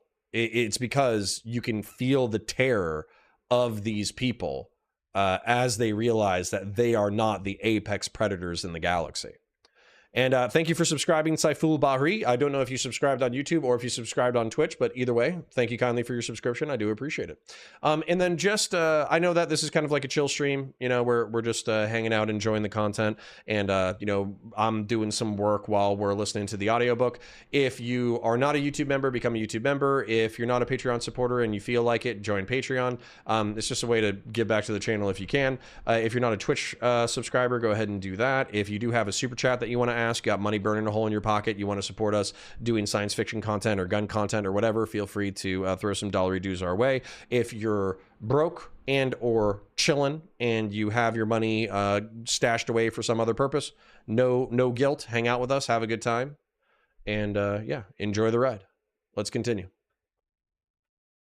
By the Emperor. The true Emperor. Lupercal! Lupercal! The wolves yelled back as they streamed in, choosing to answer with the old cry, the Legion's pet name for their beloved commander. The war horns of the Titans boomed. They stormed the palace. Loken paused by one of the induction gates, urging his front-runners in, carefully reviewing the advance of his company main force. Hellish fire continued to rake them from the upper balconies and towers. In the far distance, a brilliant dome of light suddenly lifted into the sky, astonishingly bright and vivid. Loken's visor automatically dimmed. The ground trembled, and a noise like a thunderclap reached him. A capital ship of some size, stricken and ablaze, had fallen out of the sky and impacted in the outskirts of the high city. Drawn by the flash, the phototropic towers above him fidgeted and rotated. Reports flooded in. Aximen's force, 5th Company, had secured the Regency and the pavilions on the ornamental lakes to the west of the high city. Torgadon's men were driving up through the lower town, slaying the armor sent to block them. Loken looked east. 3 kilometers away, across the flat plain of the bustled platforms, across the tide of charging men and striding Titans and stitching fire, Abaddon's company, 1st Company, was crossing the bulwarks into the far flanks of the palace.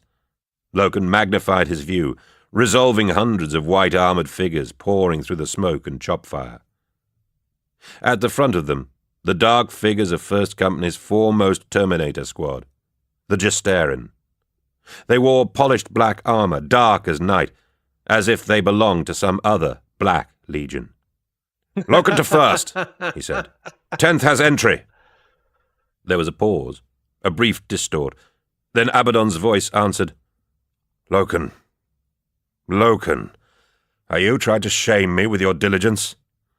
"Not for a moment, 1st Captain," Loken replied. There was a strict hierarchy of respect within the Legion, and though he was a senior officer, Loken regarded the peerless 1st Captain with awe. All of the Mournival, in fact, though Torgadon had always favoured Loken with genuine shows of friendship. Now Sejanus was gone, Loken thought. The aspect of the Mournival would soon change. "I'm playing with you, Loken," Abaddon sent, his voice so deep that some vowel sounds were blurred by the vox. "I'll meet you at the feet of this false emperor.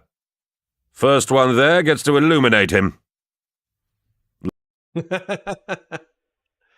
So the it is again, I've overused the term beautiful, but what I love about this interaction is Abaddon, as we know him, is a monster in the modern 40K. And so he has a demon sword.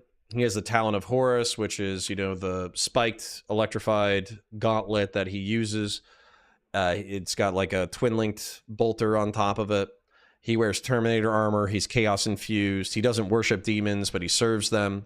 He has no problems taking over planets, letting billions of people really be tortured and murdered in his name. He has no problem with any of that. And so seeing him as like a younger version of himself, where he has a sense of honor, where he has a sense of fraternity, where he cares about his brothers, where he's, jesting in a military campaign about who's more competent between him and the protagonist of the series, is fantastic. It's great. And it kind of makes it even more bitter to know that he's going to fall. So that this is all going to end in tears. You know that this is all going to end in horror. But you also know that it's going to be a beautiful ride because the character is so stinking good. And if I had one complaint about the window capture properties, go back to Blender. Why can't I go back to Blender? If I had one complaint about the series, is that Abaddon doesn't seem consistent as a character between several of the books. So he's cool and fraternal and brotherly in the first book. I also think he's kind of that way in the third book, but I think in the second book, he's like an asshole for like no fucking reason. And that was one of the things that actually kind of, jumped me, because I think they do jump between authors, is I feel like one of the authors didn't read the other author. And then also I felt like if it was stuck in Dan Abnett's hands the entire time, he would have had a more consistent character arc where Abaddon would have had a fall from grace instead of just being an asshole, 180 immediately. So Joda Boy says, yeah, being a Space Marine then realizing you're on the menu is probably scarier than being a normie, which is actually something that they explore through the book series. Mergalito says, while the first encountered gibbering chaos spawn is a traumatic event, 100%. Samus is one of my favorite literary moments, not just from the Horus Heresy series, but ever. The encountering Samus is beautiful. I keep using beautiful, but I'm trying to think of like something that captures the depth of the story. It's fantastic. X-Rox Fist says, I only ever did one tutorial on the 3D art, was fun, but I enjoyed the greater production of drawing. Yeah, so what we're doing, I shared this earlier. This is the opposite side of this piece. I'm basically doing a skeleton, and I'm going to fuse it all together.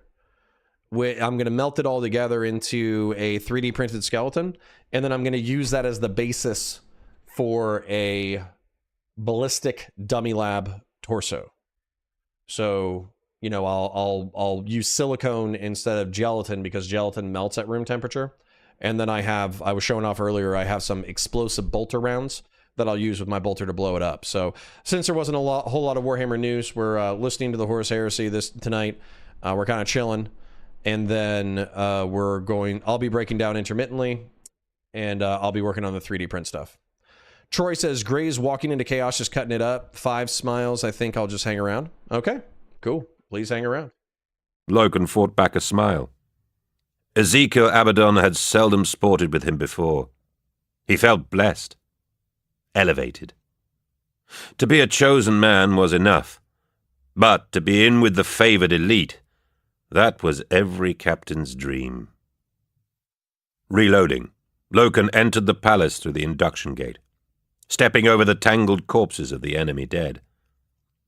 The plaster facings of the inner walls had been cracked and blown down, and loose crumbs like dry sand crunched under his feet.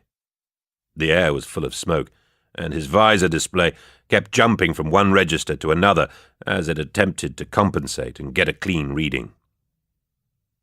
He moved down the inner hall, hearing the echo of gunfire from deeper in the palace compound. The body of a brother lay slumped in a doorway to his left, the large, white-armoured corpse odd and out of place amongst the smaller enemy bodies. Margex, one of the Legion's apothecaries, was bending over him. He glanced up as Loken approached and shook his head. "Who is it?" Loken asked. "Tybor, of 2nd Squad," Margex replied. Loken frowned as he saw the devastating head wound that had stopped Tybor. "The Emperor knows his name," Loken said. Margex nodded and reached into his Narthesium to get the reductor tool. He was about to remove Tybor's precious gene seed so that it might be returned to the Legion banks. Loken left the apothecary to his work and pushed on down the hall. In a wide colonnade ahead, the towering walls were decorated with frescoes, showing familiar scenes of a haloed emperor upon a golden throne. How blind these people are, Loken thought. How sad this is. One day, one single day with the iterators, and they would understand. We are not the enemy. We are the same. And we bring with us a glorious message of redemption. Old night is done. Man walks the stars again, and the might of the Astartes walks at his side to keep him safe. In a broad, sloping tunnel of etched silver, Loken caught up with elements of 3rd Squad. Hold on, I want to hit that. So what I love about that moment is the true belief that Loken has in the Great Crusade. He actually cares about it. He thinks it's real. And, at that time it was. He thinks that humanity will be united across the galaxy. They will dominate every other race. They will dominate everything. And as a result, the horrors of Old Night which is, you know, where demons and monsters and boogeymen just feasted on humanity's terror for millennia, those are long dead memories. That's from an age of myth. That's not real. And so now science and reason and enlightenment has come to humanity again, and it's come through the Astartes. And that's part of the reason why I love Project Morningstar so much. So, Project Morningstar. This was done by the same people who did Exodite. And it shows, like, mercenary proto-Astartes fighting Xenos during just like a random encounter in space. And I love thinking of this animation as the dark age of technology, because there's you know, proto-Astartes doing stims. They're all wearing power armor. Looks like they borderline have bolters. You know, they get into a firefight with the Xenos. This guy pops out the hatch. He starts lighting them up and all that kind of stuff. And it's funny thinking about this as happening during the dark age of technology, before humanity falls to old night and then reconvenes during the time of the Great Crusade. So for me, like, I really want to do Warhammer prehistory. Like, I tried releasing a Prey video. I tried breaking down Prey, the Predator movie with the Yautja Predator. I tried breaking that down, but the truth is it just didn't get a good click-through or a good engagement, so I took it down. But I love science fiction in general, and I love thinking of this science fiction content as Warhammer prehistory, because the truth is that it just lines up. And I'll show you guys this as well. I know most of you guys are probably painting and just chilling, so I'm not trying to distract you too much. But Project Morningstar is something that I broke down on the channel, and it just fit in so much. And you can see the love and attention to detail that they put into, they call them the Barakan, B-A-R-A-K-A-N. They're proto-Astartes. That's the only way that I can describe it. The helmets look similar. The visors look similar. The face mask looks similar. The armor looks similar. It's definitely power armor. They'd have to be running on a fusion core. They got explosive round rifles. These are just pre-Astartes. And frankly, I can't wait for the next installment. Brandon, sorry, hold on. Silent Rip said, "This is so well done. I want to get it now to listen on my own." I mean, please do, because eventually Games Workshop is going to get pissed off at me for sharing their content, and I'm going to say, hey, well, listen, Silent Rip, you know, he said that he got the Audible audiobooks based off of our community listenership. So yeah. Man, Toby Longworth melts my butter. If that's the voice actor, then I agree. Brandon Myers, I'm painting slowly but surely, getting that pile of shame smaller. Excellent to hear. Biz D says Red Rising would fit so well with Warhammer. You should check it out. Well, let's check it out now. We're hanging out, right? That's from Biz D. Let's check out Red Rising. And then RB20 guy says, Semper Fi, Devil Dog, love your content. Thanks, King. Thanks for dropping by. Much appreciated. Let's check out Red Rising. We're listening to the Horus Heresy audiobook.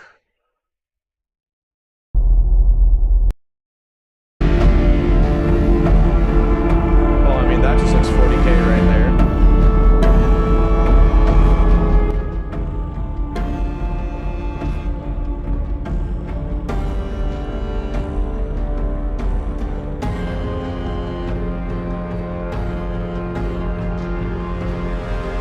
Sorry if I'm interrupting your painting now. We're probably gonna have to check. I'm gonna skim.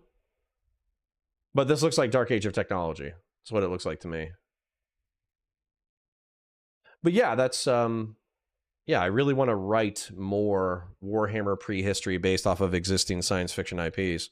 Bud123 says, could the Space Marines survive nuclear weapons? Yeah. As a matter of fact, they do. One of the interesting things that happens later on is going to be a virus bomb that they use in order to effectively exterminate us a planet. And the Astartes that are able to vacuum seal their helmets and are able to get below ground, they actually survive it.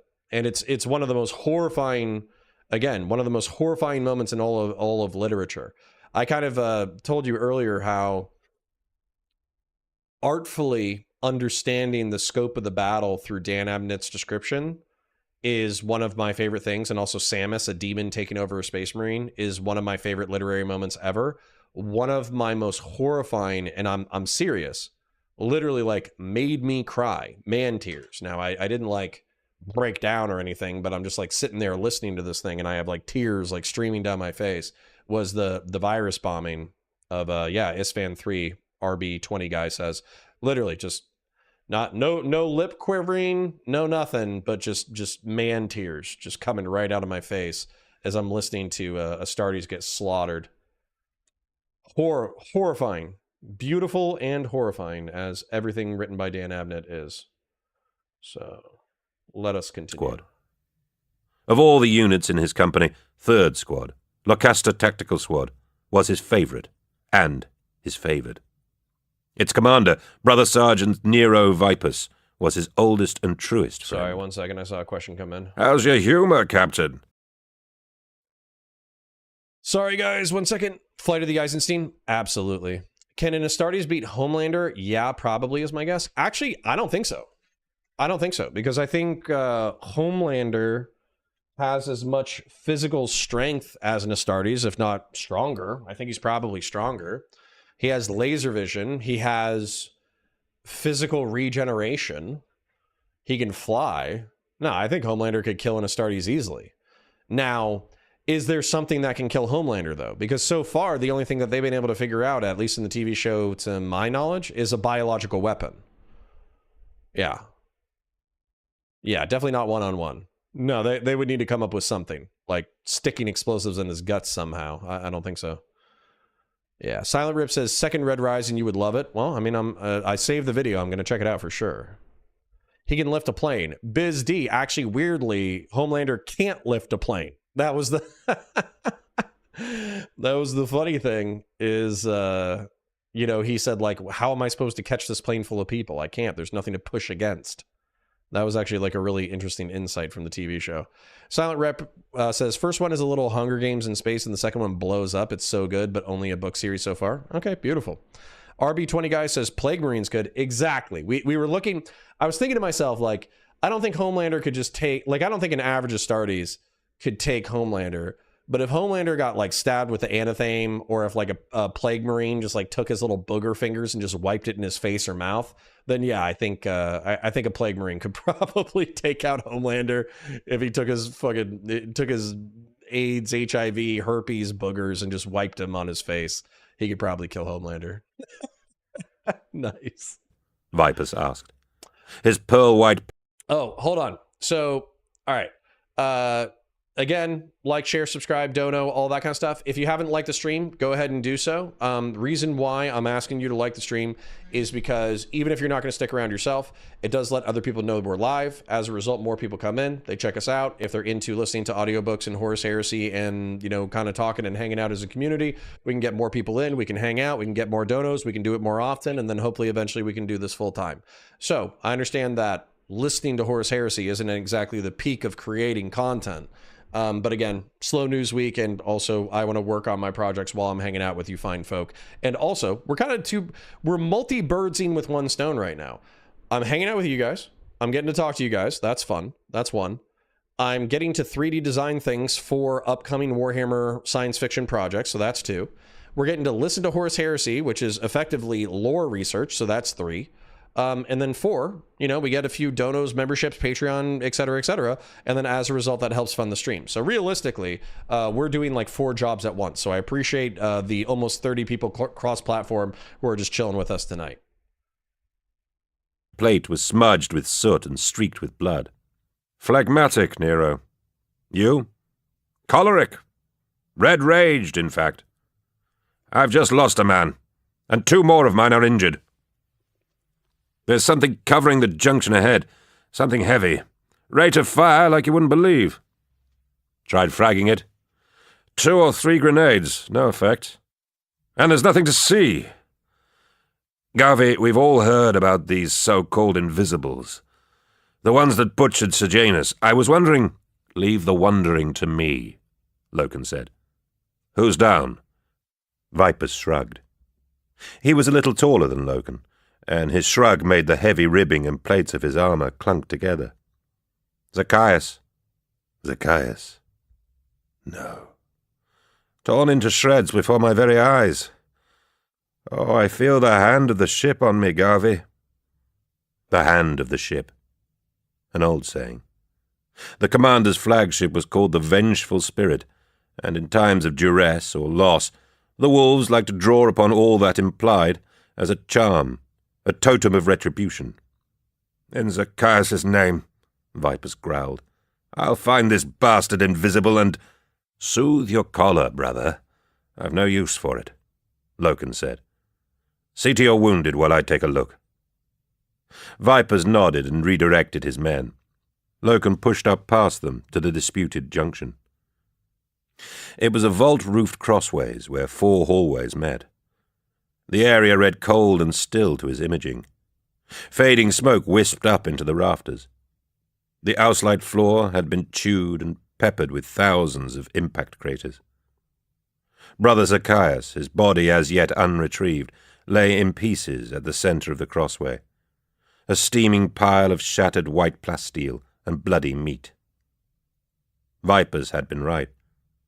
There was no sign of an enemy present, no heat trace, not even a flicker of movement. But studying the area, Loken saw a heap of empty shell cases, glittering brass, that had spilled out from behind a bulkhead across from him. Was that where the killer was hiding? Loken bent down and picked up a chunk of fallen plasterwork. He lobbed it into the open. There was a click, and then a hammering deluge of auto fire raked across the junction. It lasted 5 seconds, and in that time over 1,000 rounds were expended. Loken saw the fuming shell cases spitting out from behind the bulkhead as they were ejected. The firing stopped. Physaline vapor fogged the junction. The gunfire had scored a mottled gouge across the stone floor, pummeling Zacchaeus' corpse in the process. Spots of blood and scraps of tissue had been spattered out. Loken waited. He heard a whine and the metallic clunk of an autoloader system. He read weapon heat, fading, but no body warmth. "Want a medal yet?" Vipers asked, approaching. "It's just an automatic sentry gun," Loken replied. "Well, that's a small relief at least," Vipers said. "After the grenades we've pitched in that direction, I was beginning to wonder if these vaunted invisibles might be invulnerables too. I'll call up Devastator support to—" "Just give me a light flare," Loken said. Viper stripped one off his leg plate and handed it to his captain. Loken ignited it with a twist of his hand and threw it down the hallway opposite. It bounced, fizzling, glaring white-hot, past the hidden killer. There was a grind of servos. The implacable gunfire began to roar down the corridor at the flare, kicking it and bouncing it, ripping into the floor. "Garvey!" Vipers began. Loken was running. He crossed the junction, thumped his back against the bulkhead. The gun was still blazing. He wheeled round the bulkhead and saw the sentry gun, built into an alcove. A squat machine, set on 4 pad feet and heavily plated. It had turned its short, fat, pumping cannons away from him to fire on the distant, flickering flare. Loken reached over and tore out a handful of its servo flexes. The guns stuttered and died. "We're clear!" Loken called out. Locaster moved up. "That's generally called showing off," Vipers remarked. Loken led Locaster up the corridor, and they entered a fine state apartment. Other apartment chambers, similarly regal, beckoned beyond. It was oddly still and quiet. "Which way now?" Vipers asked. "We go find this Emperor," Loken said. Vipers snorted. "Just like that?" "The first captain bet me I couldn't reach him first." "The first captain, eh? Since when was Garviel Loken on pally terms with him?" "Since 10th breached the palace ahead of 1st. Don't worry, Nero. I'll remember you little people when I'm famous." Nero Vipers laughed, the sound snuffling out of his helmet mask like the cough of a consumptive bull. What happened next didn't make either of them laugh at all. So what I love about that, I know I'm using the terms love and beautiful and all that kind of stuff. But what I love about that sequence is you're getting characterization. This is honestly, man, this is the reason why this art is so great to listen to and to talk about as well. Is Warhammer will often, especially with its strongest writers, it will make other properties look like absolute dog water. And I'm trying to refrain from using profanity in case other, younger people want to watch this and their parents don't want them to listen to my potty mouth. But think of that characterization. You have Garviel Loken, who feels new. He's in command. He's competent. He lost one of his best friends. He starts with a story, but then it transitions into a first-person perspective, where now we're no longer in a third-person narration. We've transitioned pretty smoothly into a first-person perspective. He's lost, one of his brothers who's in the command structure, who he admired and thought of as an older brother. He's also lost one of his charges, but he's taking it in stride and he's going to keep it moving. And then, while he's keeping it moving, he is simultaneously intelligent in that he is able to diagnose exactly what's going on really quickly by using the ceramic tile in order to get the auto sentry gun in order to fire at it. He uses a flare in order to distract it. He's able to run in and rip the servos out. But running in as a captain, you're commanding, assuming that he's in command of a company, he's commanding at minimum like 1,000 Marines. And he runs in himself in order to rip out the servos. So obviously what we're seeing here is he's a little bit reckless, maybe like a fun kind of reckless. And also on top of that, he has no problems taking risks or getting his hands dirty himself. And so right there, we have this beautiful characterization. And I think that's why when you watch TV shows, and the characterization is not watching someone do something that tells you something about their character, but instead they just give you endless exposition.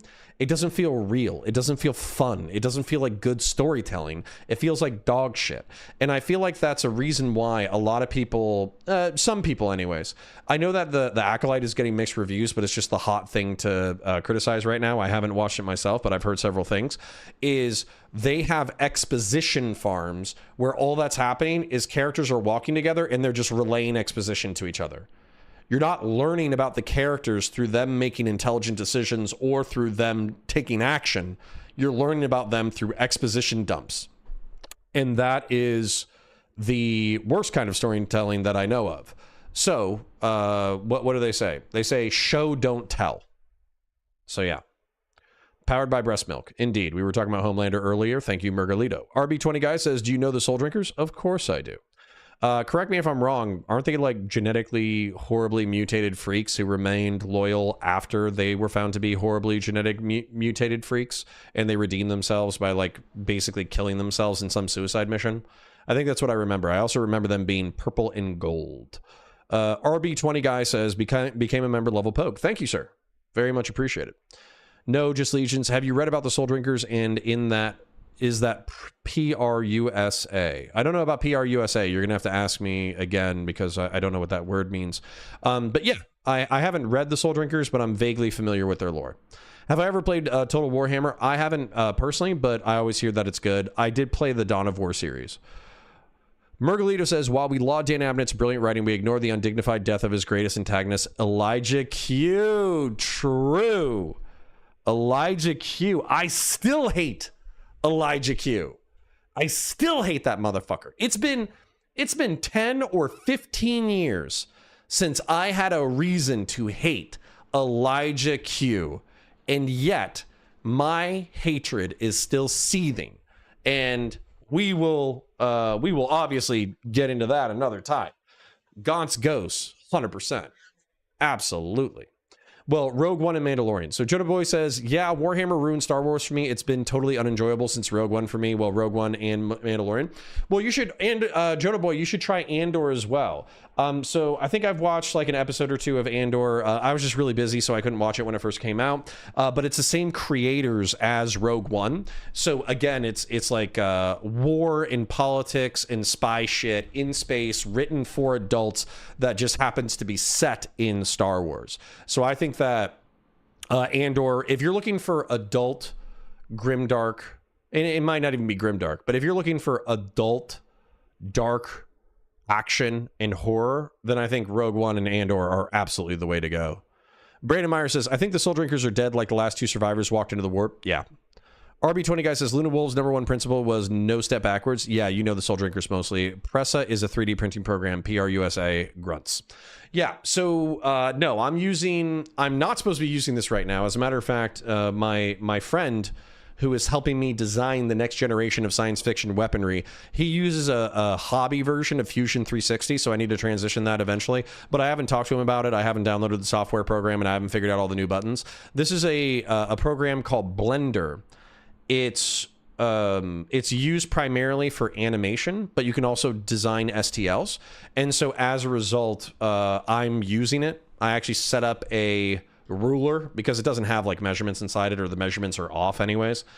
And so I just used a ruler to measure out 6 inches. I built everything that I needed to build. This is scaled almost approximately to a human being. And yeah, I'm just working on the skeleton. I'm reinforcing it because what's going to happen in Blender. So you see this thing? These are 3D models that are designed for a medical lab, okay? This skeleton and these vital organs were not designed to be 3D printed. They were designed to be used in medical, I don't know what the hell they were going to use them for, but they're going to use them for that. And so they're not designed to be printed. So what I'm doing, and also what'll happen is when sharing some 3D design stuff with you guys, there's something called remesh. And what remesh does, let's take a look at it as an object. Object. I'll go ahead. Yeah, sure, close enough. I'll join it. And then let's go into edit mode. So these things are all, they have, I forget what they're called, vertices. So they have dots that make up the shapes, and they have the lines. So you can manipulate the lines, or you can manipulate the dots in order to create the shape that you want. And you can create really complex shapes. Like this is a lung, these are ribs, these are shoulders, etc., etc. But what happens is when you remesh, it creates additional vertices and lines in order to make it a solid object. Well, the problem with that is the computer can't always read really detailed or really complex geography. And so as a result, it will auto-delete some of these items. So it'll auto-delete, like last time that I did a remesh on the other side of this model, I deleted the scapula. And obviously I want a scapula. So what I'm doing right now is I'm putting in vertical planes that help the 3D printer print better. And then I'm making the ribs bigger, so there's more material, so it's more structurally supported. And then what I'm going to do is, if this is a 3D printer, I'm just trying to think the way a 3D printer operates to make sure that the gun will always be working properly when it's printing this stuff. And as a result, I won't have a failed print. And just as an example for me not being a total idiot, this is still vaguely, if I don't know if you guys can see this properly. Let me go into full cam. But this is vaguely the size of, or the shape of, a sternum, and a neck, and a throat, and ribs, and lungs. And so I'm going to solder this all together with other printed out pieces in order to create the skeleton. And so eventually I will have a target that when I hit with explosive rounds will explode. Now, is it going to be as satisfying as those $2,000 ballistic dummy labs things that have like authentic flesh that bursts with blood? No, but mine will be 90% cheaper. So as a result, I would like to think that while stingy, I'm being creative, and I'm also not wasting. There are kind souls who do donate to the Patreon or who are YouTube members and all that kind of stuff. I'm not wasting their money on $2,000 worth of ballistic gelatin torso that's going to be used in one video. That feels like a misuse of the funds that you fine folks entrust me with. Matt966 says, don't tease me. Rogue One was fantastic. Every other Disney Star Wars has been dog shit. Well, go watch Andor if you haven't watched Andor. Andor's pretty solid. RB20 guy says, Gaunt's Ghost, Tan the First and Only is great. Basically, I recommend Dan Abnett to anybody. If anybody says, what should I read? I'm like, Eisenhorn, Gaunt's Ghost, Horus Heresy, anything by Dan Abnett is fantastic. Bud123 says, Rogue One is the best. The Darth Vader hallway scene ending is so cool. You know the ending, the rebels run away with the Death Star plans, but you doubt it is going to happen when watching. Oh, yeah. Oh, yeah. Watching, and that's the other thing, too. Everybody always talks. I know some people watch, like, Clone Wars and all that kind of stuff. I don't really watch Clone Wars or any of the cartoons, but everyone always talks about how Anakin, he's a badass general. He leads from the front lines. He's the best duelist. He's the most sensitive with the Force. He does this. He does that. And when you watch the prequels, except for number 3 is great. But for 1 and 2, he's just a whiny child. And so it's like really frustrating because you're like, where is this awesome warrior general leader that I'm supposed to be in admiration of? And you don't even get him until he turns into a bad guy. And so seeing Darth Vader be the embodiment of dark side lightsaber wielding death was actually a fantastic fulfillment of my perception of the lore for a long time. RB20 guy says, I use Fusion 360. I think most people who do engineering style tasks use Fusion 360. Bud123 says, I love Rome Total War. I'm still playing the original game. Very based. I also, I recommend Rise, Son of Rome. It's a third-person hack and slash button smasher for Xbox, but I really, really, really love that game. I think it's great. The aesthetics are great. The history, well, the history is exaggerated, but the aesthetics are fantastic. And the combat is competent. Brandon Meyer says, you ever played Star Wars Empire at War? I have not, but I have seen the Battlefront adaptation that's supposed to be really, really stinking good, and I've thought about doing it. Bud123 says, no, but I have played... Yeah, there you go, Battlefront 2. Yep, it's not the same. If you import it to PRUSA Slicer, it will help make supports in thick and thin walls for support. That's cool. I might be over-engineering it, but I do want to make sure that it's working based off of my flow of work. Star Wars Empire at War is hardcore. Check it out, man. Sweet. Clone Wars is Anakin's transition from episode 2 to 3. Well, and that makes a lot of sense. RC Armor Salt says that. That's in to be honest, like when I've seen like clips of him in there, that was like a character that I could actually kind of admire.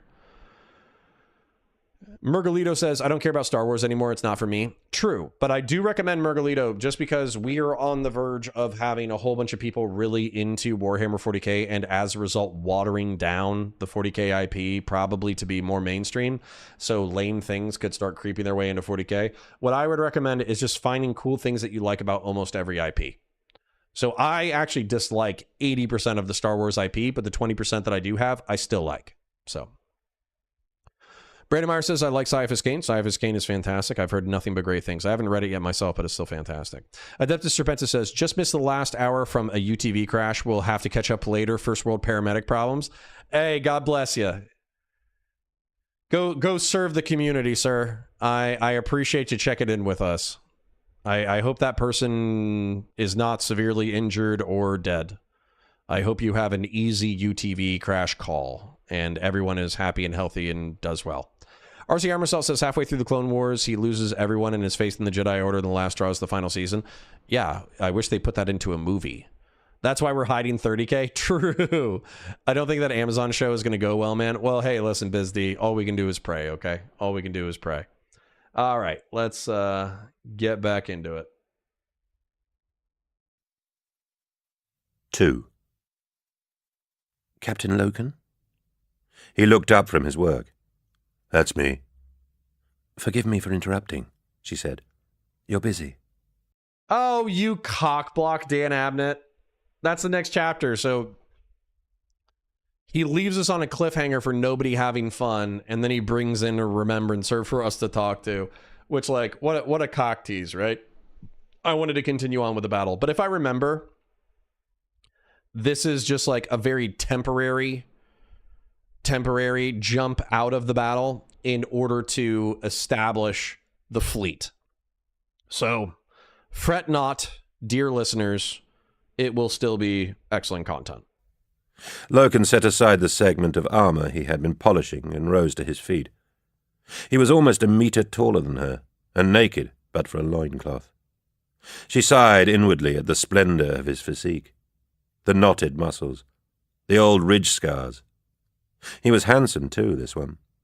Fair hair, almost silver, cut short, his pale skin slightly freckled, his eyes grey like rain. What a waste, she thought. Though there was no disguising his inhumanity, especially in this bared form. Apart from the sheer mass of him, there was the overgrown gigantism of the face, that particular characteristic of the Astartes, almost equine, plus the hard, taut shell of his ribless torso, like stretched canvas. "I don't know who you are," he said, dropping a nub of polishing fibre into a little pot, and wiping his fingers. She held out her hand. "Mercedes Ollerton, official remembrancer," she said. He looked at her tiny hand and then shook it, making it seem even more tiny in comparison with his own giant fist. "I'm sorry," she said, laughing. "I keep forgetting you don't do that out here. Shaking hands, I mean. Such a parochial Terran custom." "I don't mind it. Have you come from Terra?" "I left there a year ago. Dispatched to the Crusade by permit of the Council." "You're a remembrancer?" "You know what that means?" "I'm not stupid," Loken said. "Of course not," she said, hurriedly. "I meant no offence." "None taken." He eyed her. Small and frail, though possibly beautiful. Loken had very little experience of women. Perhaps they were all frail and beautiful. He knew enough to know that few were as black as her. Her skin was like burnished coal. He wondered if it was some kind of dye. He wondered, too, about her skull. Her head was bald, but not shaved. It seemed polished and smooth, as if it had never known hair. The cranium was enhanced somehow, extending back in a streamlined sweep that formed a broad ovoid behind her nape. It was like she had been crowned, as if her simple humanity had been made more regal. "How can I help you?" he asked. "I understand you have a story, a particularly entertaining one. I'd like to remember it, for posterity." "Which story?" "Horus killing the Emperor?" He stiffened. He didn't like it when non-Astartes humans called the War Master by his true name. "That happened months ago," he said dismissively. "I'm sure I won't remember the details particularly well." "Actually," she said, "I have it on good authority you can be persuaded to tell the tale quite expertly. I've been told it's very popular amongst your battle brothers." Loken frowned. Annoyingly, the woman was correct. Since the taking of the High City, he'd been required, forced would not be too strong a word, to retell his first-hand account of the events in the palace tower on dozens of occasions. He presumed it was because of Sejanus' death. The Lunar Wolves needed catharsis. They needed to hear how Sejanus had been so singularly avenged.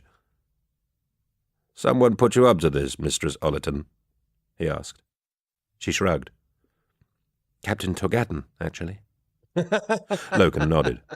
It was usually him. "What do you want to know?" "I understand the general situation, for I have heard it from others, but I'd love to have your personal observations. What was it like? When you got inside the palace itself, what did you find?" Loken sighed, and looked round at the rack where his power armor was displayed. He'd only just started cleaning it. His private arming chamber was a small, shadowy vault, adjoining the off-limits embarkation deck. The metal walls lacquered pale green. A cluster of glow globes lit the room, and an imperial eagle had been stenciled on one wall plate, beneath which copies of Loken's various oaths of moment had been pinned. The close air smelled of oils and lapping powder. It was a tranquil, introspective place, and she had invaded that tranquillity. Becoming aware of her trespass, she suggested, "I could come back later, at a better time." "No, now's fine." He sat back down on the metal stool where... So I Listen, I love this characterization. I really, really, really, really do. So let's talk before I read the comments, okay? So we interrupted annoyingly the battle to the point that Loken was on the verge of bumping into something horrifying. And then we flash forward to a civilian wanting him to recount the story. And we already knew that this was a story retold, so we know that Loken, barring a unreliable narrator, we know that Loken survived the encounter. However, we don't know what horrors awaited him. What's great about this entire scene is you are getting so much so quickly. You have the Remembrancer feeling awkward, but still trying to get good stories. You have her intruding into his sacred space. You have him working on his armor diligently. They have chapter serfs. He doesn't need to clean his own armor. It's part of his meditative ritual to take care of his own gear. So he's polishing it and cleaning it and maintaining it because it's part of who he is as a warrior. So you're getting this characterization of a warrior seeking solitude and meditation while maintaining his equipment, which is actually like a very human and very militaristic thing. Like cleaning your gun or cleaning your equipment or maintaining your equipment or doing an inventory is oftentimes a part, not only is a part of like military and law enforcement requirements, but if you're thinking about within the scope of warfare, it's something that's necessary for warfare that's relatively tranquil. And so since it's tranquil, it allows you to ponder what you've done, what you're doing right now, and what you'll be doing in the future. So it's kind of like the perfect sacred moment for which her to intrude on. And then not only that, but also the intrusion where he's almost naked, right? He's wearing nothing except for a loincloth, right? And so she's admiring his physicality while simultaneously saying, what a shame. And this is something that hasn't been specifically addressed in Warhammer 40K, except to say that Space Marines are largely believed to be asexual. So nobody's really said, like, do they have penises? Do they have balls? My presumption is that they do have penises and balls, but they've just been genetically tampered with where sexual reproduction is of no interest. And so one of the things that the Chaos Gods, Slaanesh in particular, they talk about the Emperor's children doing horrific tortures to living creatures in order to kind of satisfy their need for heightened experience. But they do talk about like carnality and lust and grape. And so as a result, you have to think that Slaanesh is able to restore that function to the Space Marine in order to have them become interested in that kind of stuff. And so, yeah, it's terrifying, it's horrifying, it's interesting, it's really detailed, it's fun, it's cool. I'm a huge fan. Radioactive Vodka says, I love the flawed traits in Space Marines. Mary Sue's are the worst protagonists. With characters like Kazarian and Angels of Death, we see the vulnerabilities in the Black Rage, real character building. Yeah, and Kazarian's characterization when he was young and he had the meeting with, I think, Mephiston in the chapel, where he's going to the chapel for some level of solace, and Mephiston basically tells him to abandon hope and to just accept the fact that at some point in the future he'll become a bloodthirsting rage monster, lose his mind, and be executed. You can actually see almost like a childlike fear of losing his mind and becoming a monster. And I think that's something that we often forget. So we often forget, because Space Marines are transhuman, because they're asexual, because they're not emotional, because they're different than us, they're the pinnacle of what humans can be, but only within one narrow frame of humanity. They're the pinnacle of what a man can be in war, and that's it. And the rest of their humanity evaporates. We forget that there's a human underneath, and there was a child at some point who became this thing. There was something there that was sacrificed in order to become the Astartes. And so, it really is. I think that Warhammer is its best when it simultaneously acknowledges the dehumanization that Space Marines undergo in order to become the ultimate warrior, while simultaneously finding those sparks of humanity that still resist transformation. I think that's honestly some of my favorite themes in the series. RB20 guy says Nathaniel Garrow and Garviel Loken are two of my favorite characters. Absolutely. Garviel Loken and Nathaniel Garrow, again, you know, not little baby boy chin quivering cries. They have made me cry man tears multiple times. Mergalito says Loken always trying to put that baby in. Jesus. Adeptus Serpentis says there's plenty of flawed gene seed out there to write about. If you want perfection, you got the Emperor's Children, face blue, wide eyes. I mean, if you're looking for physical perfection, I guess their characters are pretty shitty. Ultramarines worship Slanesh. Get the fuck out of here. Biz D says glow globes. They jack that straight from Dune. Yeah, Biz D. There's a lot of terms that are obviously jacked from other sci-fi. That's why it's so interesting that Games Workshop is so protective of their IP, because honestly, they jack all of their inspiration from other worlds, anyways. Loken met Doja Cat, pretty much. Adeptus Serpentis says, yeah, she's trying to build trust to get that inside scoop. She's walking a conversational tightrope. True. We know his armor just failed the armory swab test, and they handed it back to him and said, still dirty, laugh my ass off. Well, and for those of you who haven't served in the military, basically, no matter how hard you clean your weapon the first time, it will be turned away the first time you turn it into the armorer. Mergalito says, meanwhile, 20 plus Horus Heresy books later, Loken's still wanting to bang. Jeez. Is he? I haven't heard anything lustful from him, but we'll see. Brandon Meyer says, when they're done clockwork oranging you, you're not supposed to be attracted to chicks or anything really, lol. Yeah. I largely conceptualize them as asexual. So we'll be running for about another hour. I'm still obviously working on the 3D print stuff. I appreciate you guys hanging out with me. I hope that you're having a good time listening to Horus Heresy and breaking it down. I get it's more of a chill thing. Hopefully in the future, we'll have some more news that we can break down. Hopefully as we continue to do this, we'll have more opportunity to grow. And also, if people enjoy the VODs, like, you know, they're busy on a Sunday night, but they need some chill, cool stuff to listen to, then hopefully they get to listen to this as a VOD. Radioactive Vodka says Space Marines getting in on in canon confirmed. I don't think that's confirmed yet. You can tell me where it is. RB20 guy says salamanders have tons of humanity. True, but that's because they stay around humans, and that's a purposeful part of their culture. So hopefully we get to encounter that at some point in some books in the future, as well as White Scars. Good to know. Let us get back into the book.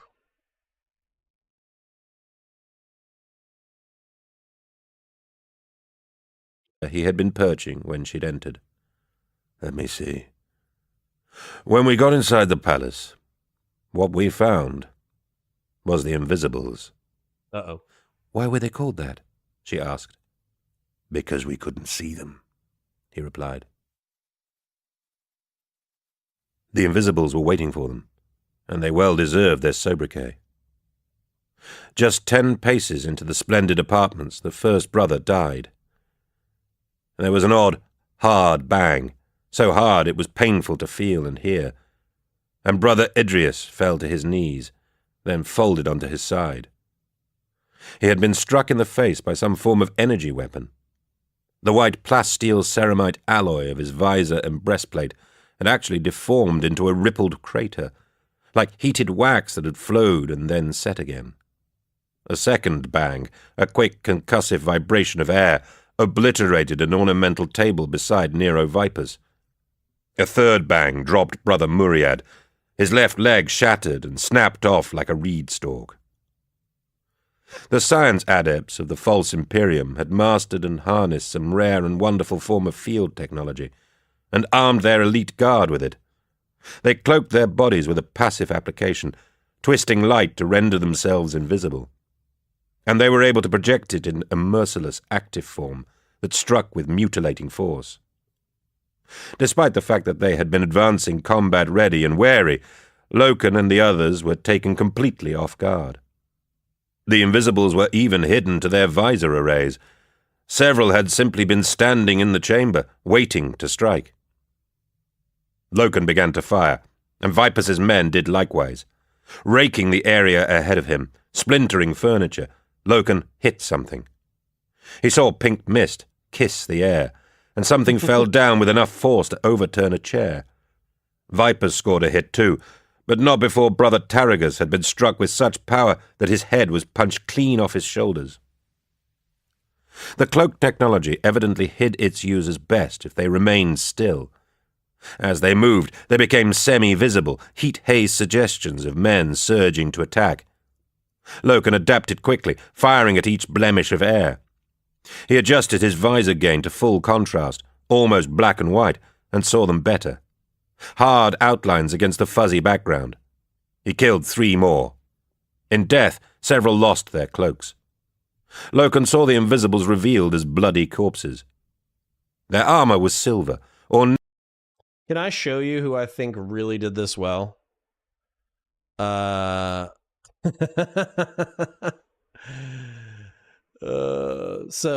hold on. Silent Rip, the sadly realistic thing is that Grape has very little to do with pleasure generally, though probably not in war. I guess my guess is Slaanesh would grant the virility, but very likely little pleasure. So Silent Rip, my only rebuttal to this, which I'm not trying to piss anybody off or make them angry or contradict some psychological book that they read in the past. So when I hear that Grape is not about pleasure, it's about power, I hear that robbery is not about money, it's about power. And so for me, it's like, can that be true? Like, can some robbers, you know, mentally get off on the fact that they're obtaining money and resources from people that they're jacking it from? Yeah, probably. As a matter of fact, I would say that in the criminal element, there's probably a certain amount of people who are thrill seeking. You know, once they do it once, they're like, oh man, that was such an adrenaline rush. I'm going to go do that again when it comes to robbers, right? Now, when it comes to grapists, I don't know. I don't know if there's some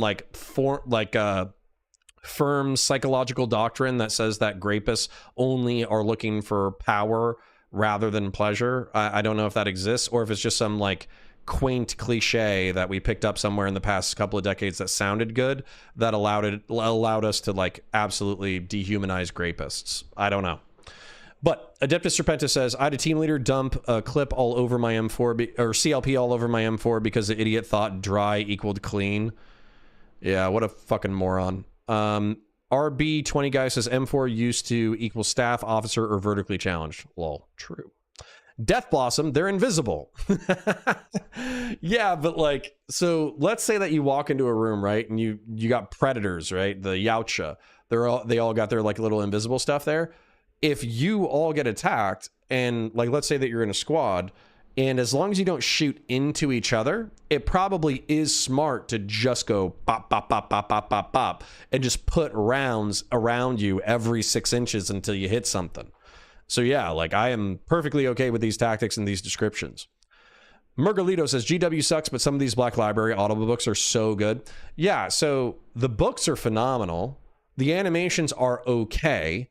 The video games are pretty good, or at least Space Marine was. I don't know if they have any other good video games. I remember Dawn of War being pretty good as well. I think Dawn of War 3 got pretty bad reviews, but I think 1 and 2 did well, if I remember correctly. Radioactive Vodka says, Siege of Terra, there's a salamander getting it on with an IG general. No way. Radioactive Vodka, you need to send me like a Reddit link or something like that. There's a salamander having sex with an Imperial Guard general? That feels like a retcon. Adeptus Serpentis says, I was in the 101st, the cooks had M4s and everyone else. Oh, true. So, hold on. Let's, I want to show you somebody who did invisibility well. So I felt like Invincible, what's that guy's name? Omni-Man versus Soldiers. Yeah, I feel like this scene did really good justice to nearly invisible warriors. The Blackstone Chapter Master says, the hell? RB20 guy says, Mac 1s and Mac 24s, even as Swinger Pokes had M16s, lol. Yeah, I had an M16A2 when I went overseas, but I was in the Marine Corps, so they were pretty much issuing us like 30-year-old gear no matter what. But hold on, let's watch some invisible soldiers get their shit kicked in by Omni-Man. Because I think you'll appreciate, like, maybe this will help you envision the Invisibles.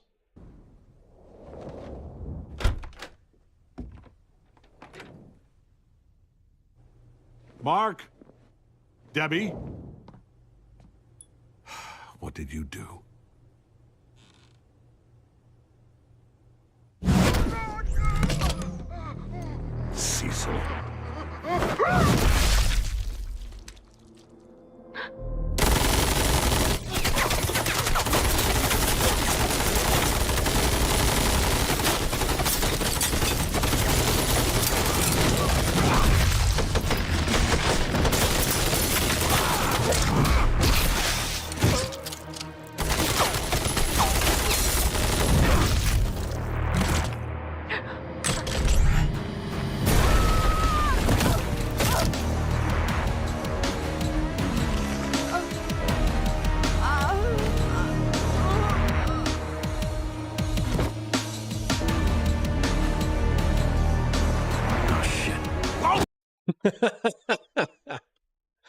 So you get the idea. But overall, I think they just did a damn good job of showing the violence that Omni-Man is capable of, but also showing like what active camouflage kind of looks like.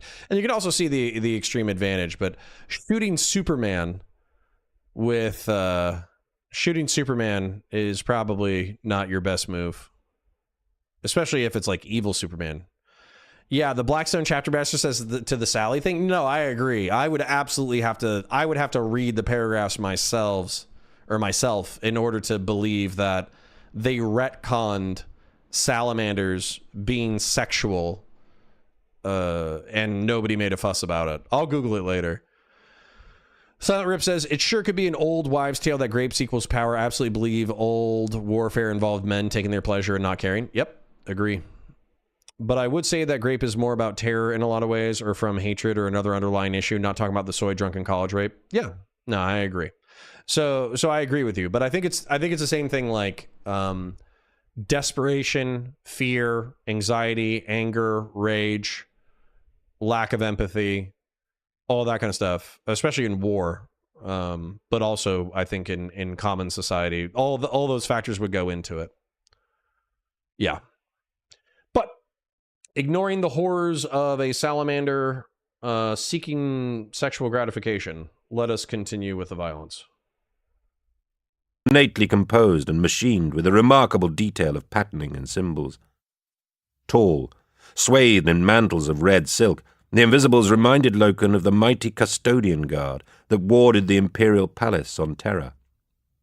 This was the bodyguard corps which had executed Sejanus and his glory squad at a mere nod from their master. Nero Vipers was raging, offended by the cost to his squad. The hand of the ship was truly upon him. He led the way, cutting a path into a towering room beyond the scene of the ambush. His fury gave Lucasta the opening it needed, but it cost him his right hand, crushed by an Invisible's blast. Loken felt choler too. Like Nero, the men of Lucasta were his friends. Rituals of mourning awaited him. Even in the darkness of Ulanor, victory had not been so dearly bought. Charging past Vipers, who was down on his knees, groaning in pain as he tried to pluck the mangled gauntlet off his ruined hand, Loken entered a side chamber, shooting at the air blemishes that attempted to block him. A jolt of force tore his bolter from his hands, so he reached over his hip and drew his chainsword from its scabbard. It whined as it kicked into life. He hacked at the faint outlines jostling around him and felt the toothed blade meet resistance. There was a shrill scream. Gore drizzled out of nowhere and plastered the chamber walls and the front of Loken's suit. "Lupercal!" he grunted, and put the full force of both arms behind his strokes. Servos and mimetic polymers layered between his skin and his suit's outer plating to form the musculature of his power armor, bunched and flexed. He landed a trio of two-handed blows. More blood showered into view. There was a warbled shriek as loops of pink, wet viscera suddenly became visible. A moment later, the field screening the soldier flickered and failed, and revealed his disemboweled form, stumbling away down the length of the chamber, trying to hold his guts in with both hands. Invisible force stabbed at Loken again, scrunching the edge of his left shoulder guard and almost knocking him off his feet. He rounded and swung the chainsword. The blade struck something, and shards of metal flew out. The shape of a human figure, just out of joint with the space it occupied, as if it had been cut out of the air and nudged slightly to the left, suddenly filled in. One of the Invisibles, his charged field sparking and crackling around him as it died, became visible and swung his long bladed lance at Loken. The blade rebounded off Loken's helm. Loken struck low with his chainsword, ripping the lance out of the Invisible's silver gauntlets and buckling its haft. At the same time, Loken lunged, shoulder-barging the warrior against the chamber wall so hard that the friable plaster of the ancient frescoes crackled and fell out. Loken stepped back. Winded, his lungs and ribcage almost crushed flat. The Invisible made a gagging, sucking noise and fell down on his knees, his head lolling forward. Loken soared his chainsaw. Thank you. Here Comes Hope. Hey, man, just want to say love your content. Keep doing what you do. Thank you, King. Much appreciated. If you want to chill and hang out with us, do so. If you got other places to be, no problems.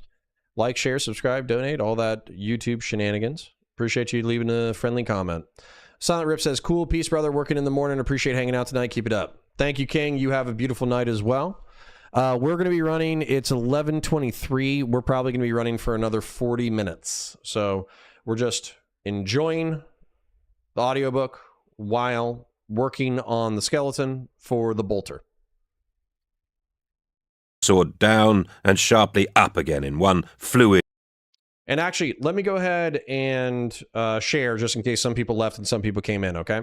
So the game plan is to do a weekly Warhammer recap episode. We'll break down all the news stories that are released on Warhammer TV. If there's any cool model releases, any cool trailers, any cool video games, anything new, then we'll go ahead and break that down. And then after we do the news segment, we'll do something, right? So the current ideas are we'll break down the Horus Heresy series. We'll kind of like do like a book club, like we're kind of doing now with around 20 plus people hanging out.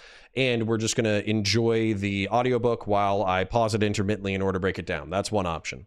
The other option that we're going to do that we're probably going to alternate is we're going to watch battle reports. I'm a huge fan of the creator Winters SEO. He has some really fun, funny battle reports that I would love to watch and break down on a tactical and miniature painting level and just kind of have fun and hang out with other people who enjoy the hobby. I think that would be great content. And then also other options are game playthroughs. So there's Fire Warrior, Speed Freaks is coming out, Space Marine 2 is coming out. So playing those and kind of like pausing and taking notes every now and then, that way maybe we could do some pre-recorded content. That's another way that we could hang out on a Sunday night. So if you have ideas, you have ways that you want to spend time from a content perspective, let me know. If you don't have any money, don't worry about it. Hang out with us, like, share, subscribe, do all the free things. If you do have some money, join the Patreon, become a YouTube member, or become a Twitch sub. So yeah, let's continue. Appreciate you. Let's go. We'd practiced mercy stroke, and the Invisible's detached head bounced away. Loken circled slowly, the humming blade raised ready in his right hand. The chamber floor was slick with blood and black scraps of meat. Shots rang out from nearby rooms. Loken walked across the chamber and retrieved his bolter, hoisting it in his left fist with a clatter. 2 lunar wolves entered the chamber behind him, and Loken briskly pointed them off into the left-hand colonnade with a gesture of his sword. "Form up and advance!" He snapped into his link. Voices answered him. "Nero, I'm behind you, 20 meters. How's the hand? I left it behind. It was getting in the way." Loken prowled forward. At the end of the chamber, past the crumpled, leaking body of the Invisible he had disemboweled, 16 broad marble steps led up to a stone doorway. The splendid stone frame was carved with complex linen fold motifs. Yeah, let's go ahead and address that real quick. So this is part of what I love about the descriptions for Space Marines is we just had them clear an automated gun that ripped one of them apart. They were still able to clear it, basically ripping out the servos with their bare hands with their power armor. They enter into a prominent regal apartment complex. They're attacked by invisible warriors who have active camouflage and energy weapons that are capable of crumping Space Marine armor. Instead of freaking out, they lose 2 or 3 of their own members, and the sergeant of the squad loses his arm or hand to the battle. But since he has the ability to instant coagulate, he just loses his arm below the elbow, and he's still combat effective. So he's ready to continue. Meanwhile, Garavo Loken disemboweled one, chopped the head off another, shoulder charged one into a wall, all that kind of beautiful melee combat shenanigans. And so as a result, if you were thinking in any other circumstance with any other warrior set throughout history or science fiction, they would be pausing in order to rally, in order to organize themselves against the enemy. But because these fine gentlemen are Astartes, they're not going to pause. They're going to keep pressing the attack. They don't have time to pause, and they're already demigods of war anyways, and this is just another jacked up story that they'll be telling to their battle brothers in the future. So, who cares? Keep it moving. Then, RB20 guy says chapter or faction debates. Yeah, we could do that. But will you get to Legion? Absolutely, I'll get to Legion. RB20 guy or a section on why Tzeentch is the best Chaos God? Lol. I don't know about that, but we can figure it out. Alpha Legion is my favorite Legion from the original 20, and they are loyalists, and if you disagree, fight me. Well, we can get into that with the Horus Heresy. Excuse me. I'm starting to yawn because it is getting late. But no, I love Alpha Legion as well. I think of them as like the Central Intelligence Agency Special Activities Division, but made into Space Marines. So that's the way that I think of them. And I do like the Legion book, although hearing about Space Marines like sneaking around a town outside of armor is kind of silly to me, because if I saw an 8-foot tall 400-pound guy who looks like he could rip people's arms out of their sockets with his bare hands, I don't think that I would be like, oh yeah, like I don't think that I don't think that I would just think like, oh, that's normal. 8-foot tall 400-pound guy, no big deal. No, I would be like, who's that? Is that Yao Ming? Who is that? Motifs. Loken ascended the steps slowly. Mottled washes of light cast spastic flickers through the open doorway. There was a remarkable stillness. Even the din of the fight engulfing the palace all around seemed to recede. Loken could hear the tiny taps made by the blood dripping off his outstretched chainsword onto the steps, a trail of red beads up the white marble. He stepped through the doorway. The inner walls of the tower rose up around him. He had evidently stepped through into one of the tallest and most massive of the palace's spires. 100 meters in diameter, a kilometer tall. No, more than that. He'd come out on a wide onyx platform that encircled the tower, one of several ring platforms arranged at intervals up the height of the structure. But there were more below. Peering over, Loken saw as much tower drop away into the depths of the earth as stood proud above him. He circled slowly, gazing around. Great windows of glass or some other transparent substance glazed the tower from top to bottom, between the ring platforms, and through them the light and fury of the war outside flared and flashed. No noise, just the flickering glow, the sudden bursts of radiance. He followed the platform round until he found a sweep of curved stairs, flush with the tower wall, that led up to the next level. He began to ascend, platform to platform, scanning for any blurs of light that might betray the presence of more invisibles. Nothing. No sound, no life, no movement except the shimmer of light from outside the windows as he passed them. 5 floors now. 6. Loken suddenly felt foolish. The tower was probably empty. This search and purge should have been left to others while he marshalled 10th Company's main force. Except its ground-level approach had been so furiously protected. He looked up, pushing his sensors hard. 1/3 of a kilometer above him, he fancied he caught a brief sign of movement. A partial heat lock. Nero? A pause. Captain? Where are you? Base of a tower. Heavy fighting. There was a jumble of noises, the distorted sounds of gunfire and shouting. Captain! Are you still there? Report. Heavy resistance. We're locked here. We're up. The link broke. Loken hadn't been about to give away his position anyway. There was something in this tower with him. At the very top, something was waiting. The penultimate deck. From above came a soft creaking and grinding, like the sails of a giant windmill. Loken paused. At this height, through the wide panes of glass, he was afforded a view out across the palace and the high city. A sea of luminous smoke, underlit by widespread firestorms. Some buildings glowed pink, reflecting the light of the inferno. Weapons flashed, and energy beams danced and jumped in the dark. Overhead, the sky was full of fire too, a mirror of the ground. The spear tip had visited murderous destruction upon the city of the Emperor.